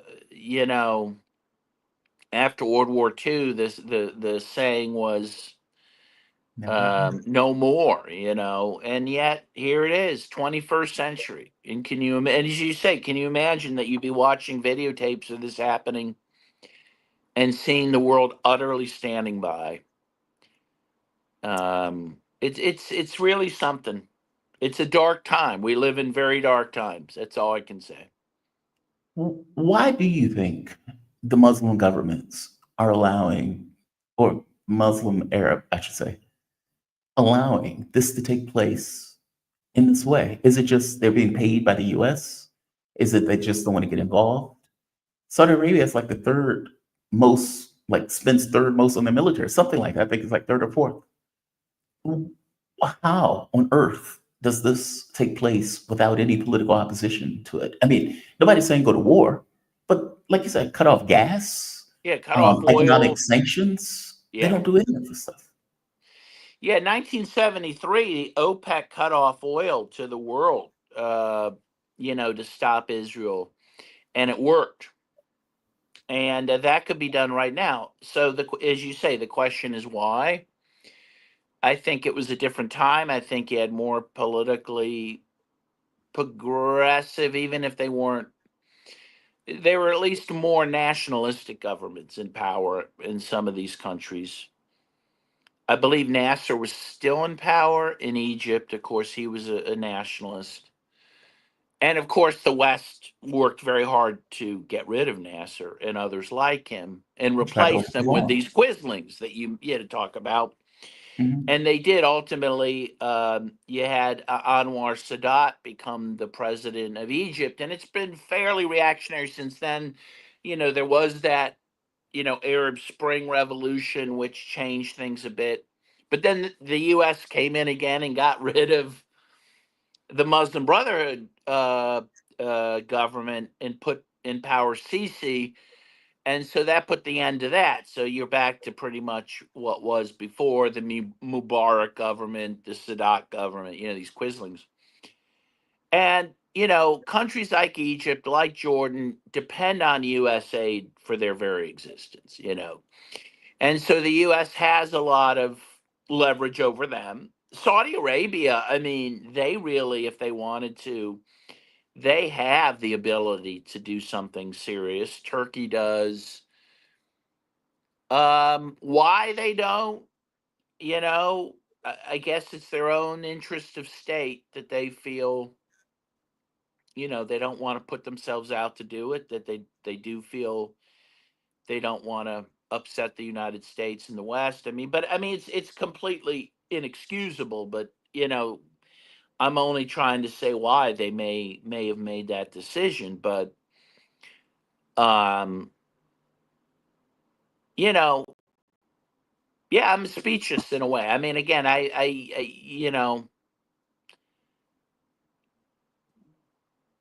never seen times like this. I mean, again, if you look at South Africa, for example, in the apartheid South Africa, the world united against it, with the exception of the U.S. and Israel, of course, who are always outliers on this stuff. But the rest of the world was pretty good in isolating South Africa, cutting off trade. You even had the Cubans, with the backing of the Soviet Union, actually fighting in Southern Africa in a way that changed the balance of forces there. That's a story that a lot of people don't know about. Mhm.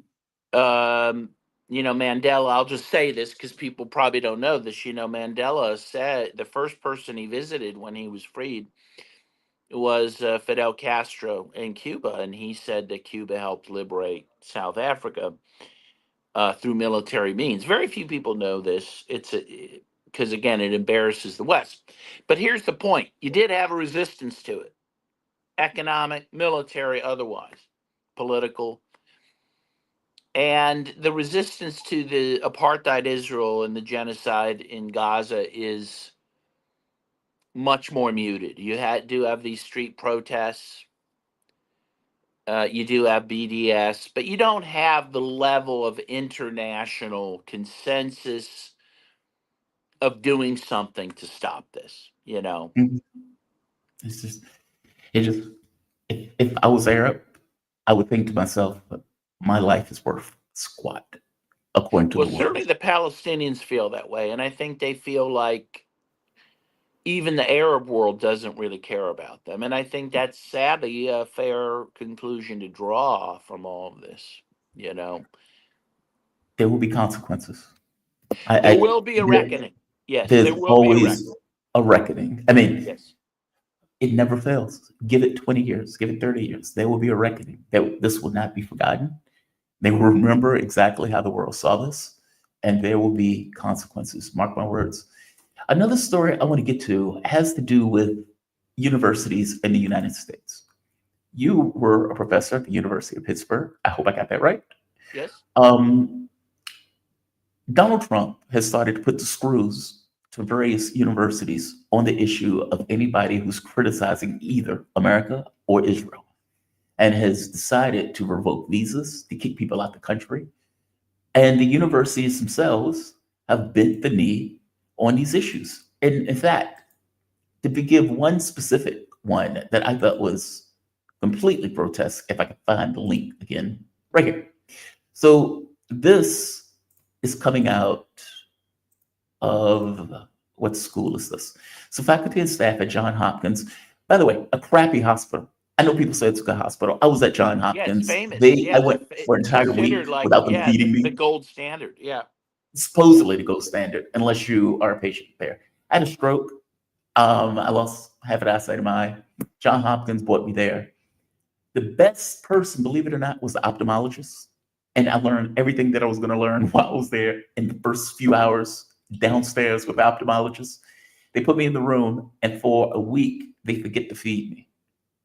And when I pointed out to the nurse, she was like, "Oh my God, why didn't you tell me?" It's like, why do I need to tell you that?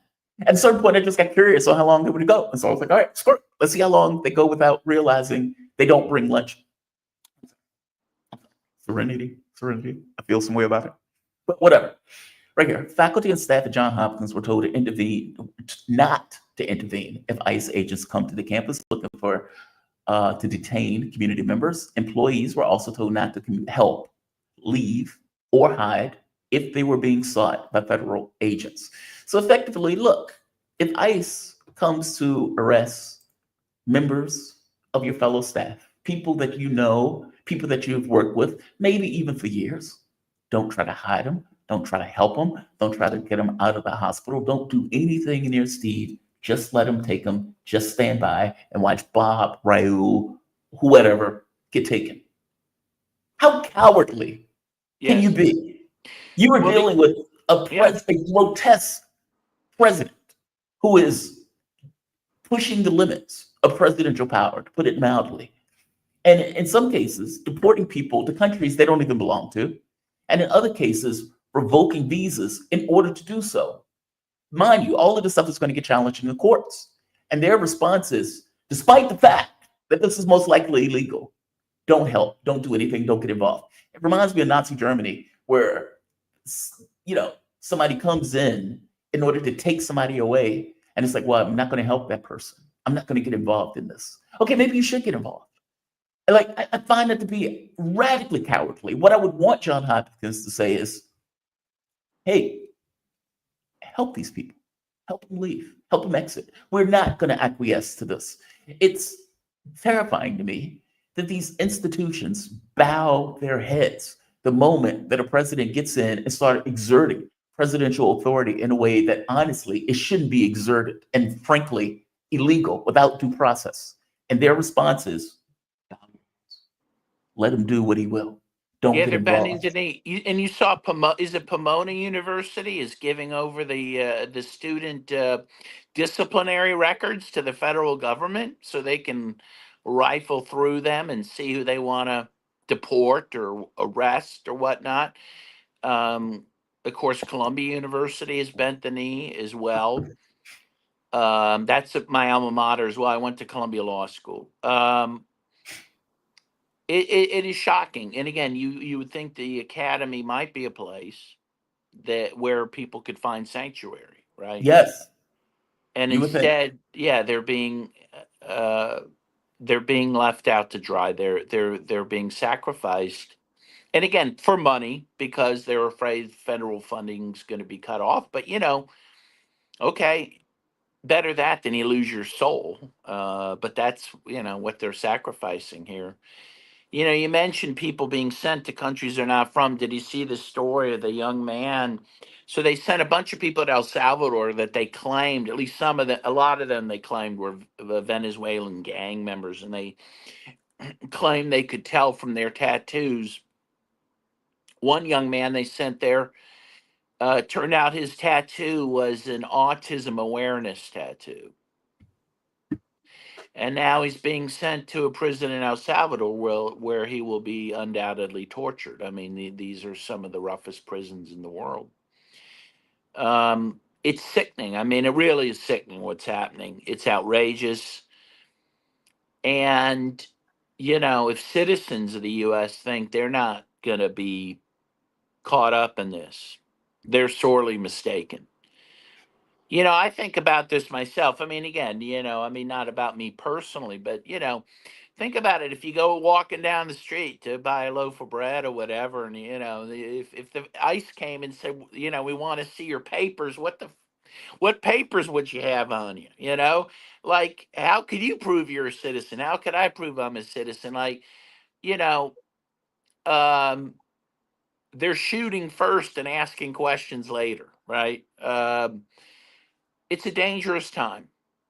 America, as we know it, is dying, and unless there is a real groundswell of opposition to this, we're going to be losing more and more of our rights, But there doesn't seem to be. There's no political coalition. against it. No, And the you go, Democrats are laying down. They're doing nothing. Yes. and from an institution standpoint, meaning colleges, etc., bowing heads. Yeah. Like this is like, God, man. You know, I always used to think democracy was one of those things that was fickle, if that makes sense. Like it was always balanced on the head of a pin. And you can see what happens when it tips, and there is no focus on maintaining the governmental structure in the way that it is. Like the moment that institutions fall apart, they fall apart. And that's all we got, institutions, right? That's the thing that makes this stuff work. And it doesn't seem that those things work well. And especially when you get a president in that pushes and pushes, and I'm just going to do this. And yeah, you get it held up in courts. But what if you just blow up the courts? What if you just, Which like, he in the is same doing. way, Yeah. yeah, in the same way you blow off, like you said, any notion of morality, any notion of ethics, where the ICC is just a fig leaf that goes after African dictators. They don't, the notion that you don't go after the United States for the Iraq War and Afghanistan is outrageous. And yet you're going to go after Duterte in the Philippines. Okay, give me a break, right?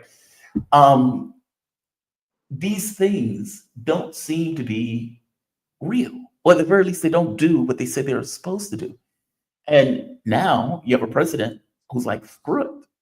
Let's see how far I can push it. It's just, I don't know. It's just outrageous. From your point of view, Trump is talking about a third term. If you can blow off other institutions, can you ignore the Constitution in this way? I'm doubtful. And maybe this is him, like they said, flooding the zone. But give me your take on this. Do you think there's going to be a backlash to the way that Trump is behaving in this? Meaning, do you think that there's going to be some political coalition that rises up as he pushes further and further and further, just to see how far you can actually go? And there's going to be something that comes up that believes in America that says, no mas, no more. We're done. I think so. What's going to get him, in truth, is the economy. I think the economy is going to take a bad turn. And in the end, that's what, in the end, it's that bread and butter issue that people react to, right? If he can't keep people's economic situation in decent shape, and I don't think he can, and I think some of his policies are undermining everyone's Yeah. economic well-being, that's when you're going to see a backlash, right? I mean, as long as people are doing well, most people are doing sort of well, they'll tolerate a lot. But once, there is great economic dislocation, and sadly, I think that day's coming, and a lot of experts are saying it's coming, then all bets are off. And I think talk about a third term goes out the window, because people are going to say, you promised us cheap eggs. When they can't buy their cheap eggs, that's when there's going to be a backlash. I mean, that's just the reality of it. That's I think that time will come sooner rather than later. And then there will be a major realignment in American political life, I think. You might be right. See, my hope was that with Trump being elected, it would smash the Democratic Party, smash it into bits. And it has, for all intents and purposes. I mean, they organized themselves entirely around beating Trump, and then they lost to Trump, and they had nothing else backing them, in which case you have, like, these guys just crumbles on the floor, right? I was hoping that when they reorganize, they were reorganized into something that was worth the damn. Right. That actually was pushing for policy, that gained the mission. Then, because I always say they lost the mission, that would gain this reinvigorated idea of, okay, we got this wrong. You lost the maniac. We need to represent something in order to move forward. What I suspect is going to happen, though, is they're going to say, Orange Man bad. He crashed the economy. Vote us back in. No, we don't represent anything, but vote us back in anyway. And the American public is going to say the economy sucks. We need to go to the next party. And they slash back to Democrats who own and represent nothing. God, there's no magical door, man. There's no magical door. Daniel, thank you for this. I always appreciate these conversations, by the way. You are always welcome on this channel. I By the way- appreciate it. I love your show. I enjoy your company, and we'll do it again. Oh, thank you. I appreciate that. Daniel Kovalik, he is an American human rights, labor rights lawyer and political activist. He previously taught international human rights at the University of Pittsburgh School of Law. By the way, Daniel, where can people find you? I'm on Twitter at Daniel M. Kovalik, and you can find my books. I have one out now, The Case for Palestine, Why It Matters, Why You Should Care. You can get that on Amazon or go to my publisher, skyhorsepublishing.com. Oh, fantastic. Check him out. The man is brilliant. Thank you for this, Daniel. I really appreciate Thank it. Have a good one. Appreciate you. Take care. All right. These interviews, God, man, my point of view is so darkened. I realized it just over the course of doing this show. I have watched my government push another country into a war where most likely 1 million people got killed in a war that never needed to take place. Never needed to take place. Just political machinations with the idea of geopolitical gamesmanship that landed Ukraine into a conflict that now we can't extricate ourselves from, even though Trump, all things being equal, will probably want to get out of. Okay, that's one thing.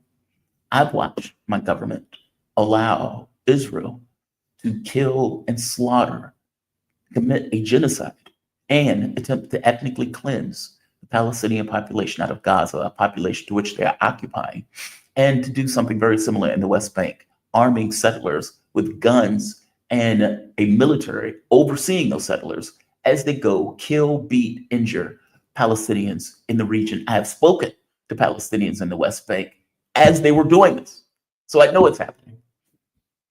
Okay, I have watched my government give license to Israel, give them money, weapons, 70% of the resources necessary to go and murder Lebanese in these bombing raids. I have watched jihadists with the blessing of my government, the Brits, with the Turks and the Israelis, kill and overtake the Syrian government with jihadists, taking over the government, mind-blowing considering we were fighting those same jihadists, head choppers, if you want to call it that, considering Al-Jalani, there are videos out with him chopping heads, and committing a silent genocide with the minority community. By the way, something we all knew was going to take place. We all knew it, right? We saw Libya. We saw what happened in Iraq. We knew what was going to happen the moment that the head choppers took over Syria. The Western media said, there are head choppers, and immediately sanitized all of it. And in sanitizing all of it, allowing them to go door to door in a silent, quiet genocide, murdering, as Kabbalah pointed out, 50,000 Alawites, Christians, and whatever other Muslim community that they deem not worthy of Allah's glory, whatever the fuck that means. And with the luxury of videotaping themselves as they beat the shit out of children, as they kill women and people who are not necessarily worthy of their God's mercy. How do you watch this and come up with a Pollyannish view of the world? How do you do that? Especially when it's your government that is allowing it, that is okay with it, that is paying for it, that is backing it, and that is giving pure propaganda to all of it as it takes place, sanitizing it with leaders going and trying to shake Jelani's hand. He's not going to shake her hand. I'm Lily Baerbock. She's sexy as shit, but whatever. She's goofy as a fucking fruitcake. Wouldn't shake her hand, but whatever. They go and they act as if, oh, this head chopper has been washed away of all of his sins.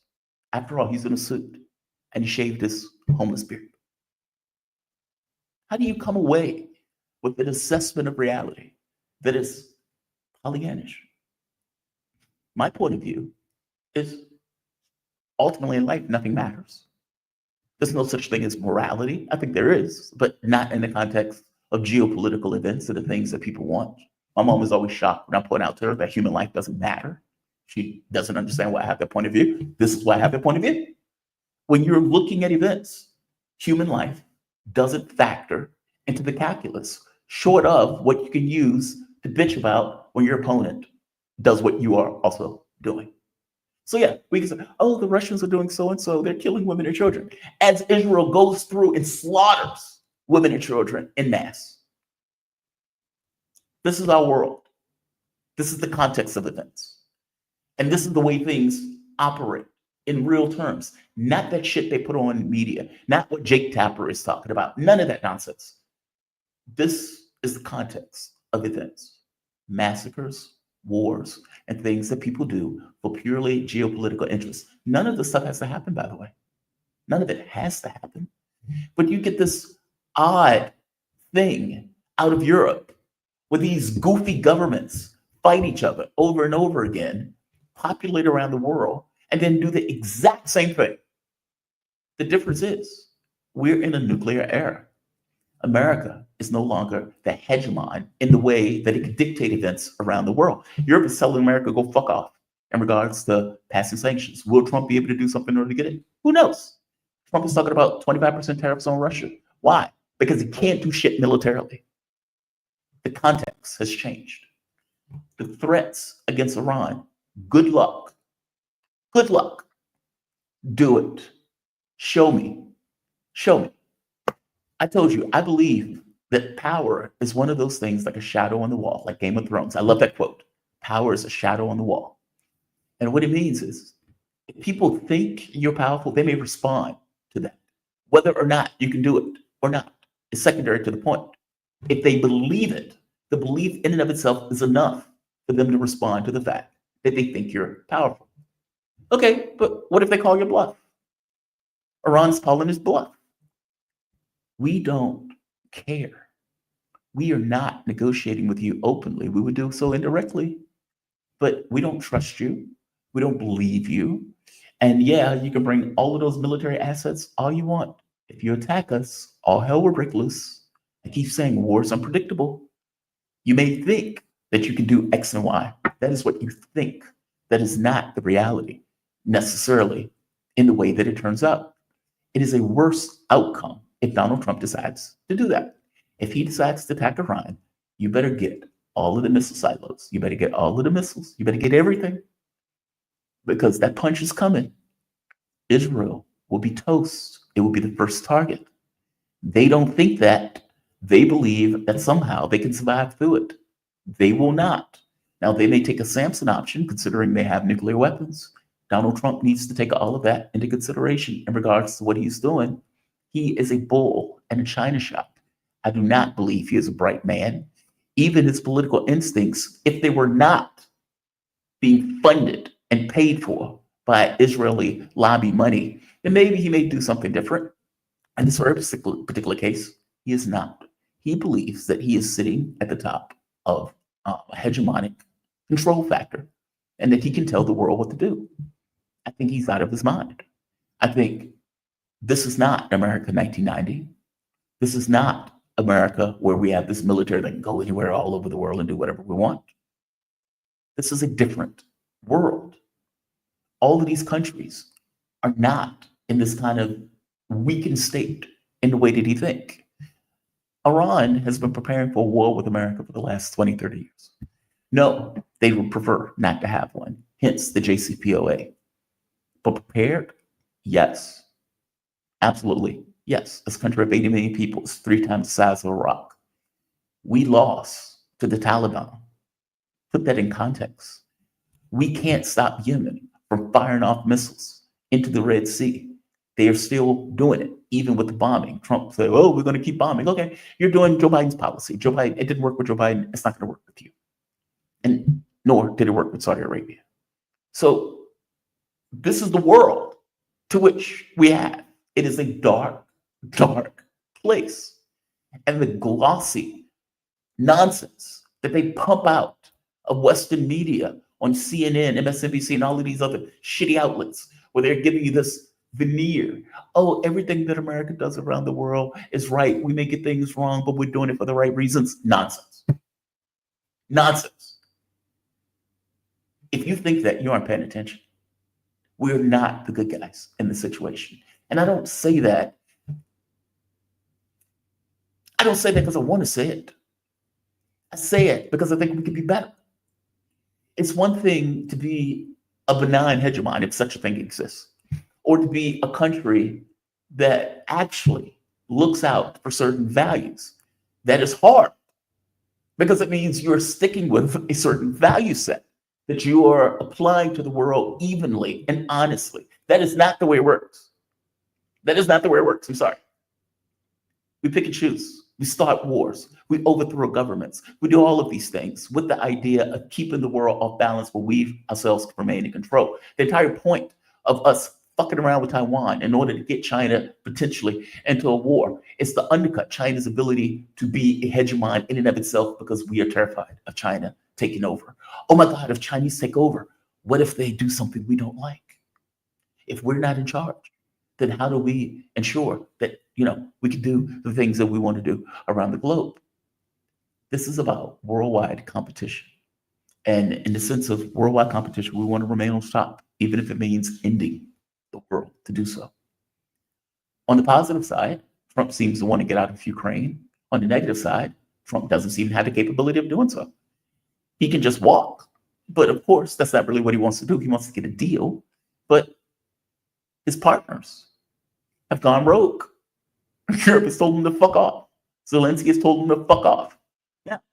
He could just say, all right, everybody told me fuck off. I'm fucking off. I'm leaving. America's out. Figure it out on your own.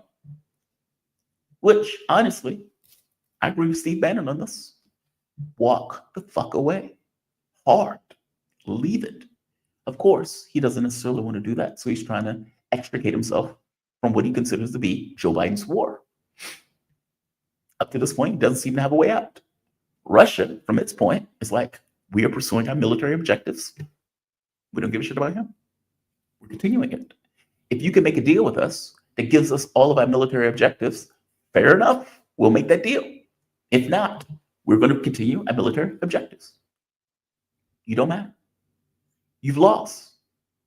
Your capability of doing something on the ground militarily has been expended. You've shot your load. Short of going to nuclear war, you can't do shit. Full stop. Now that is astonishing, considering that NATO had been around for 50 years, dumping money and all of the other stuff into military assets. And then the moment they have a war, they run out of weapons. They run out of capability of supplying another country, let alone having the ability to match what Russia is pumping out as a single entity, as a single country, not the Soviet Union with 20 odd countries alone. They're doing this. And Europe would lose. And they know it, which is why they want America as a backstop, because they're terrified. You got Macron reigning around looking like a fucking imbecile as this kind of weird Napoleonic figure. Oh, I think I just closed that tab. Like, this is what you got in Europe. Posture. Acting as if they're going to put something in Ukraine. Hey, maybe they'll do it. And yes, it would expand the war. And yes, you may have missile strikes hitting European capitals. That will be a worse outcome. But it seems that that's what they want. Look at this. These goofballs think they're back in Napoleonic era.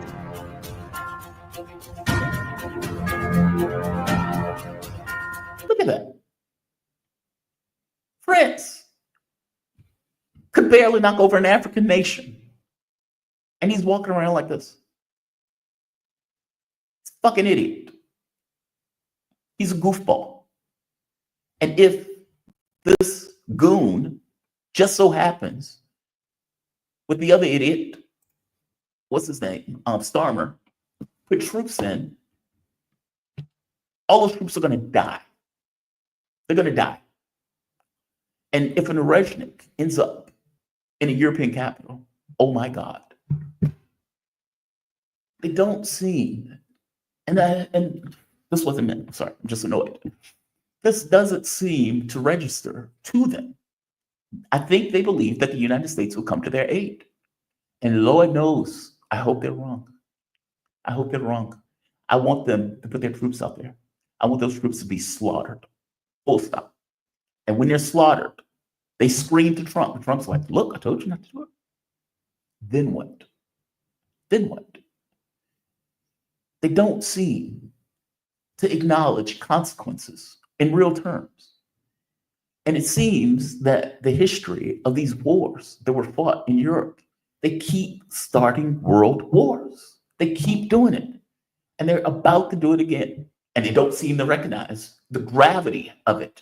They seem to think that this stuff is not real, that they're out there, playing toy soldiers. The Russian military has been out there killing and dying to the tune of maybe 100,000, 200,000 Russians, and to the tune of maybe 1 million Ukrainians on the high end.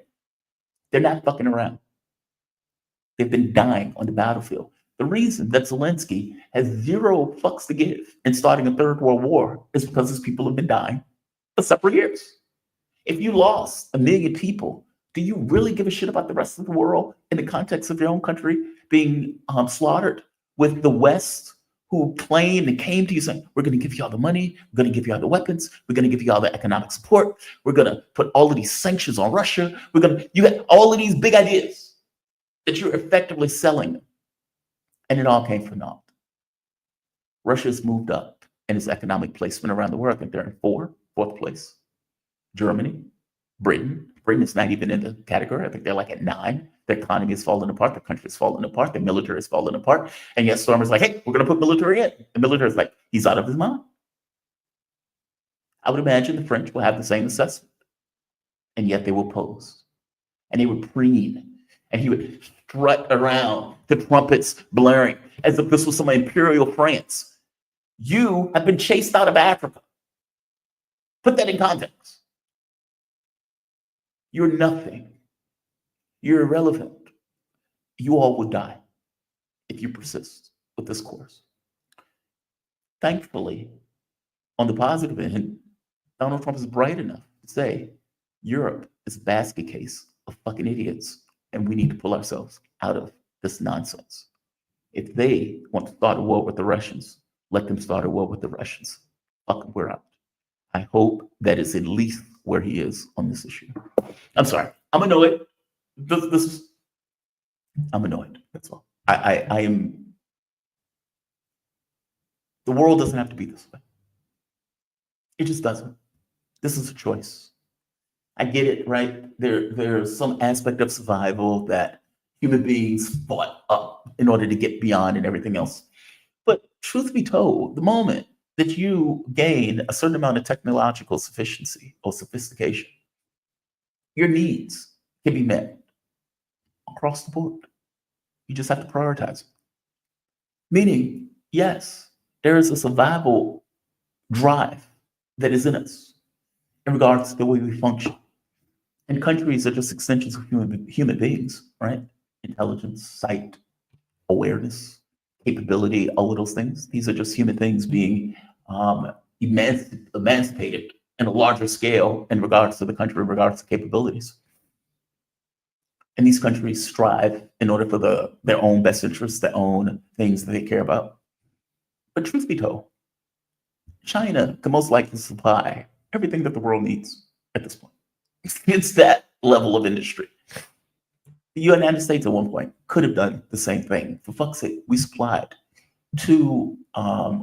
we were fighting a war on two fronts and supplying the globe with tanks, jeeps, spam, everything else that they effectively needed, while also supplying the home front with those things. Meaning we have the technological and industrial might, meaning the world, to supply all of the world's needs. We don't do that. We don't do that.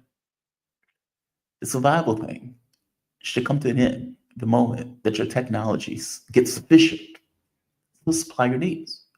Why are we fighting over this stuff?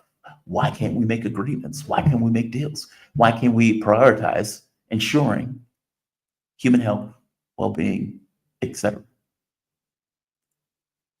I suspect the answer is because we've come up with a system that prioritizes profits as opposed to use value. Meaning I am using something because I need it, not because I'm making a profit off of it. And so Elon Musk, with $500 million or $500 billion, the idea that he exists at all is a shit stain on our society. And I don't mean that as him individually as a person. I don't know him as a person. I'm saying the fact that one person has that much wealth when you have somebody else starving is humiliating. It's not a positive. That's not a benefit. That's not a bonus. If something was perched and looking at the world, they would say, wow, that's fucked up. He doesn't think so. Trump doesn't think so. Much of the world doesn't think so. The value set is off. And there needs to be, I don't know, there needs to be a change. I don't know. I'm complaining. I'm going to end this. What time is it? Yeah, I'm going to end this. I'm deeply annoyed by today's conversation, especially with Kovalik. Because I feel like those conversations, while informative in regards to what's taking place, they're so dark. Like they're so deeply dark. And it's dark in a way where it's not like there's a win, there's an outcome, there's a positive. There is no positive. There's no outcome. There's no white knight in that. It's just dark.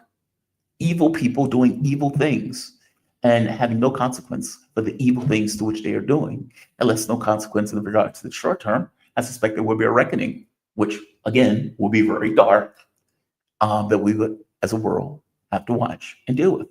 And the weirdness of social media is we get to watch it. How bizarre is that?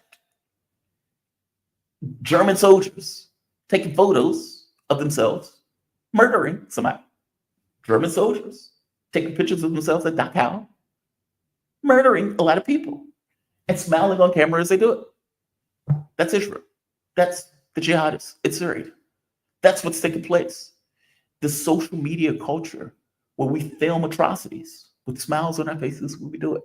And everybody else watches as these atrocities take place, being completely impotent to do anything about it. I'm going to end this. I'm going to end this. I'm sorry. I'm bitching. I'm ranting. I'll leave it. Let's go to chat. Chima Madhu, white folks in the West believe that they can destroy the rest of the world without any consequences for themselves. The migrant crisis is well deserved. They do believe that, and they ignore their own behavior in regards to how that stuff takes place. So we have kill squads going into South America, and they were shocked that people leave because they don't want to be part of the kill squads. I mean, it's outrageous. We knock over governments. Do you remember when Hillary Clinton talked about, I think it was Honduras, and Elias, I think the name was Elias, where the president was escorted out in his pajamas, and Hillary Clinton was like, no, that's not a coup at all. That's not a coup at all. It's a coup. It's a coup. They put in Hernandez, who later gets prosecuted as a drug kingpin, as a narco drug kingpin, was the guy that we put in. They prosecuted him in New York for being a drug kingpin. Apparently, he said he wants to get cocaine into the nose of every gringo, if I remember the article correctly. Just astonishing stuff. Keith Alcock, Z. I don't know what that means, Keith Alcock, but back at you. Thank you for that. I appreciate it. Alcock. How vulgar of a name. I'm joking. Sparky. The new, what is this? The new large Romanian NATO base looks very attractive for a group of hazelnuts. Do not besmirch hazelnuts. I love hazelnuts. It is wild what they're doing in Romania. That is mind-blowing. In a European state where they have effectively criminalized one of the candidates because they don't like what their candidate is saying about NATO. Just mind-blowing. Just completely mind-blowing. The Arab world has a population problem. There's not enough arable land to feed the people. U.S. policy is to keep that problem the main concern. Okay, fair enough. What they got to do with the genocide? No, I accept that. I totally accept that. I totally accept that. I totally accept that. What does that have to do with the genocide? What does that have to do with the genocide? Sir Salat, a shout out to you. Thank you. Sparky, 1973 oil embargo worked, but Israel, U.S. deleted the Saudi leaders. Yeah, quisling governments. Mark is right. Quisling governments, just weak, vassal, pushover governments. I mean, there is no sense. I don't know the word for it.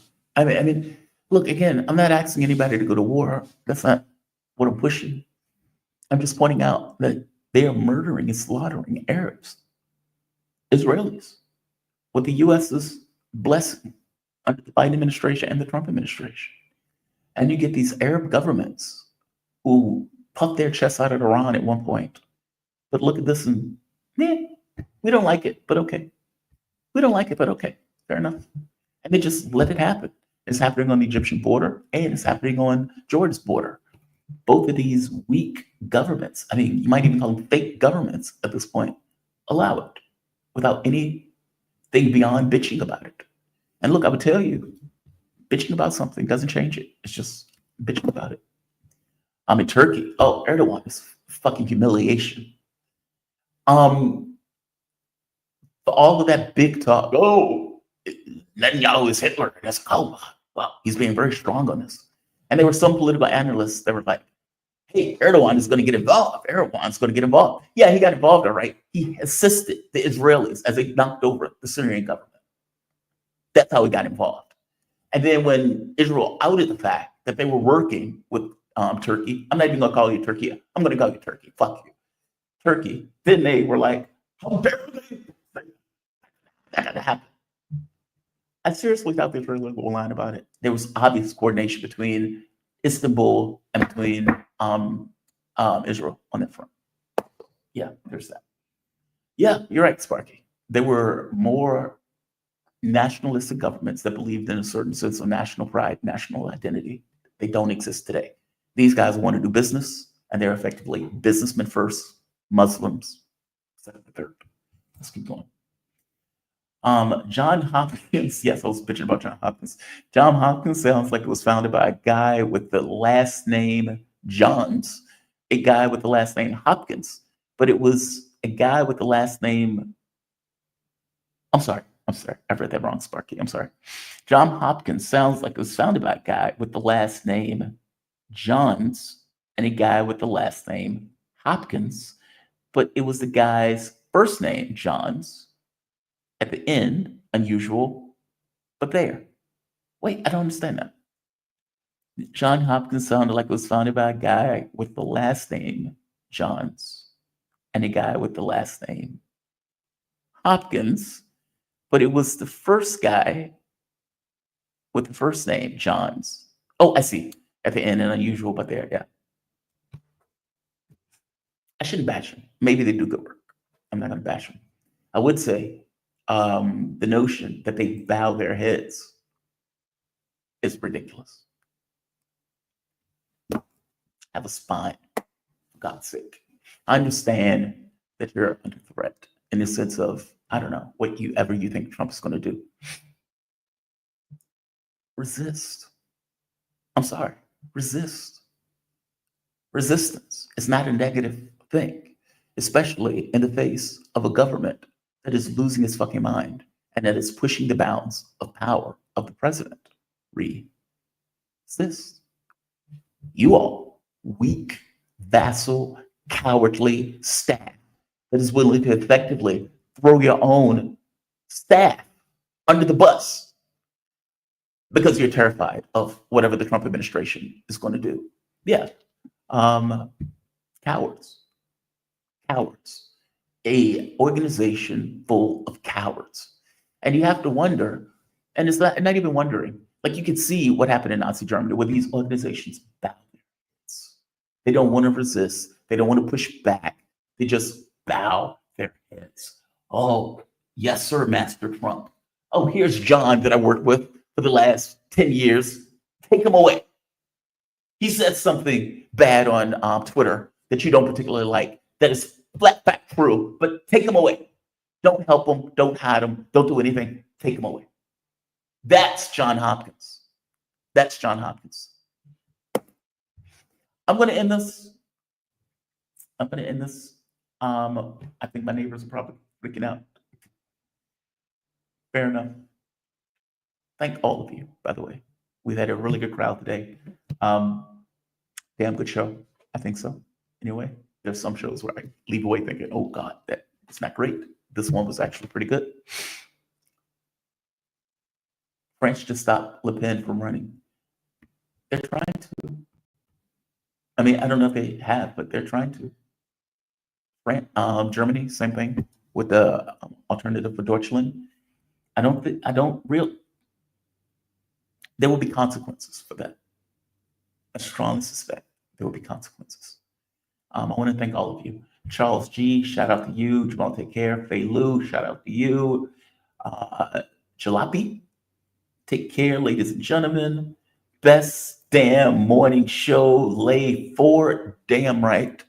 At least that's the way I call it. It's early in the morning, so yeah, I'm going to go with that. Jonathan, what is this? Toy maker? Cavemen can't continue to rule, and yet they do. We have the cavemen in office now, right? Saudis are screwed. Andrea Black. Saudi Arabia has all the money in the world. These governments are trying to balance themselves against multiple poles. Saudi Arabia is one of them. Istanbul is one of them. And so, no, they don't want to stick their neck out for somebody else if indeed it disadvantaged them in some particular way. It's not an excuse. Not an excuse. I mean, I lost my own job at the radio network for being an honest actor, right? The US government decided that they didn't like what we were saying, in which case they found a way to get rid of us. It's always a risk. All of those people at that station lost their jobs. They're living.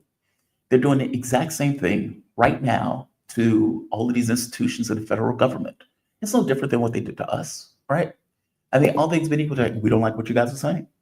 We think you're an impediment to us accomplishing our objectives in Ukraine or anything else around the world, that you're effectively pointing out what we're doing wrong. And so we need to get rid of you. And so we're doing policy, doing an end run around the First Amendment in order to get you all fired. Yeah, we could have been, playing footsie with the US government in that case. We didn't do it. We did our job.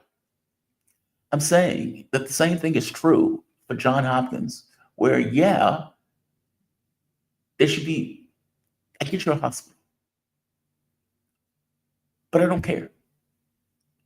Being weak and cowardly is not the way to deal with an administration that is going well beyond its skis, and stuff that is going to end up in a legal quagmire, but there's no political opposition to it. And so they get to have their way currently. No excuse. Fuck it. No excuse. I don't give a shit what the institution is. No excuses. When you lay down in this way, you allow all of the shit to go by without any pushback, without any, complaining or bitching. Oh, bow your heads when ICE comes in. Fuck that. If you have people at your organization that may be under the gun, help those people every bit as much as you would want to help somebody that was a Jew in Nazi Germany. I feel the exact same way about this. Fuck you if you don't have the temerity, the strength, the guts, the ethics, the morality to effectively help somebody that may be under the gun of an administration that is doing shit that is well beyond its scope and what it was not elected for. The idea that you're going to throw somebody out of the country because they criticize Israel, fuck you. Fuck you. Who's Israel? That's like a third party. You're attacking the First Amendment of the United States for a radical, rabid, fascist government. You're out of your mind. That is not America first. That is something else. That is something else. I'm sorry. We have one more. Oh, we have one more. Keith Alcock. I am wide awake now and ready to rumble. Cheers. Yeah, I'm angry. I'm sorry, I'm angry. I'm going to end this. I'm going to end this. I want to thank all of you for joining me. Episode 123, last day of March. We're going into April. On tomorrow's show, we're going to have Margaret Kimberly. Always love talking to her. She's fantastic. Who else? There was somebody else. Oh, Brian Meary. One of my guests asked me to talk about the Cuban doctors, where Rubio goes into, I believe he was in Jamaica, and he starts trashing the Cuban doctors. And I believe, I don't know if it was the Jamaican president, but he comes in and is like, hey, look, they've been indispensable to us. And frankly, indispensable around the world, because they decided to invest a huge amount of their money into medicine, education, etc. And those doctors have literally proliferated all around the planet, doing the benefit, God's work to the rest of the world. So Mir, I don't think I've ever had him on the show. He's going to be here talking about Bolsonaro case and talking about the Cuban doctor thing. And I'm going to have to get one more geopolitical analyst. I'm going to end this though. You guys have a fantastic day. I will see you tomorrow morning, bright and early. Jamal Thomas Morning Show. Signing off. Have a good one all.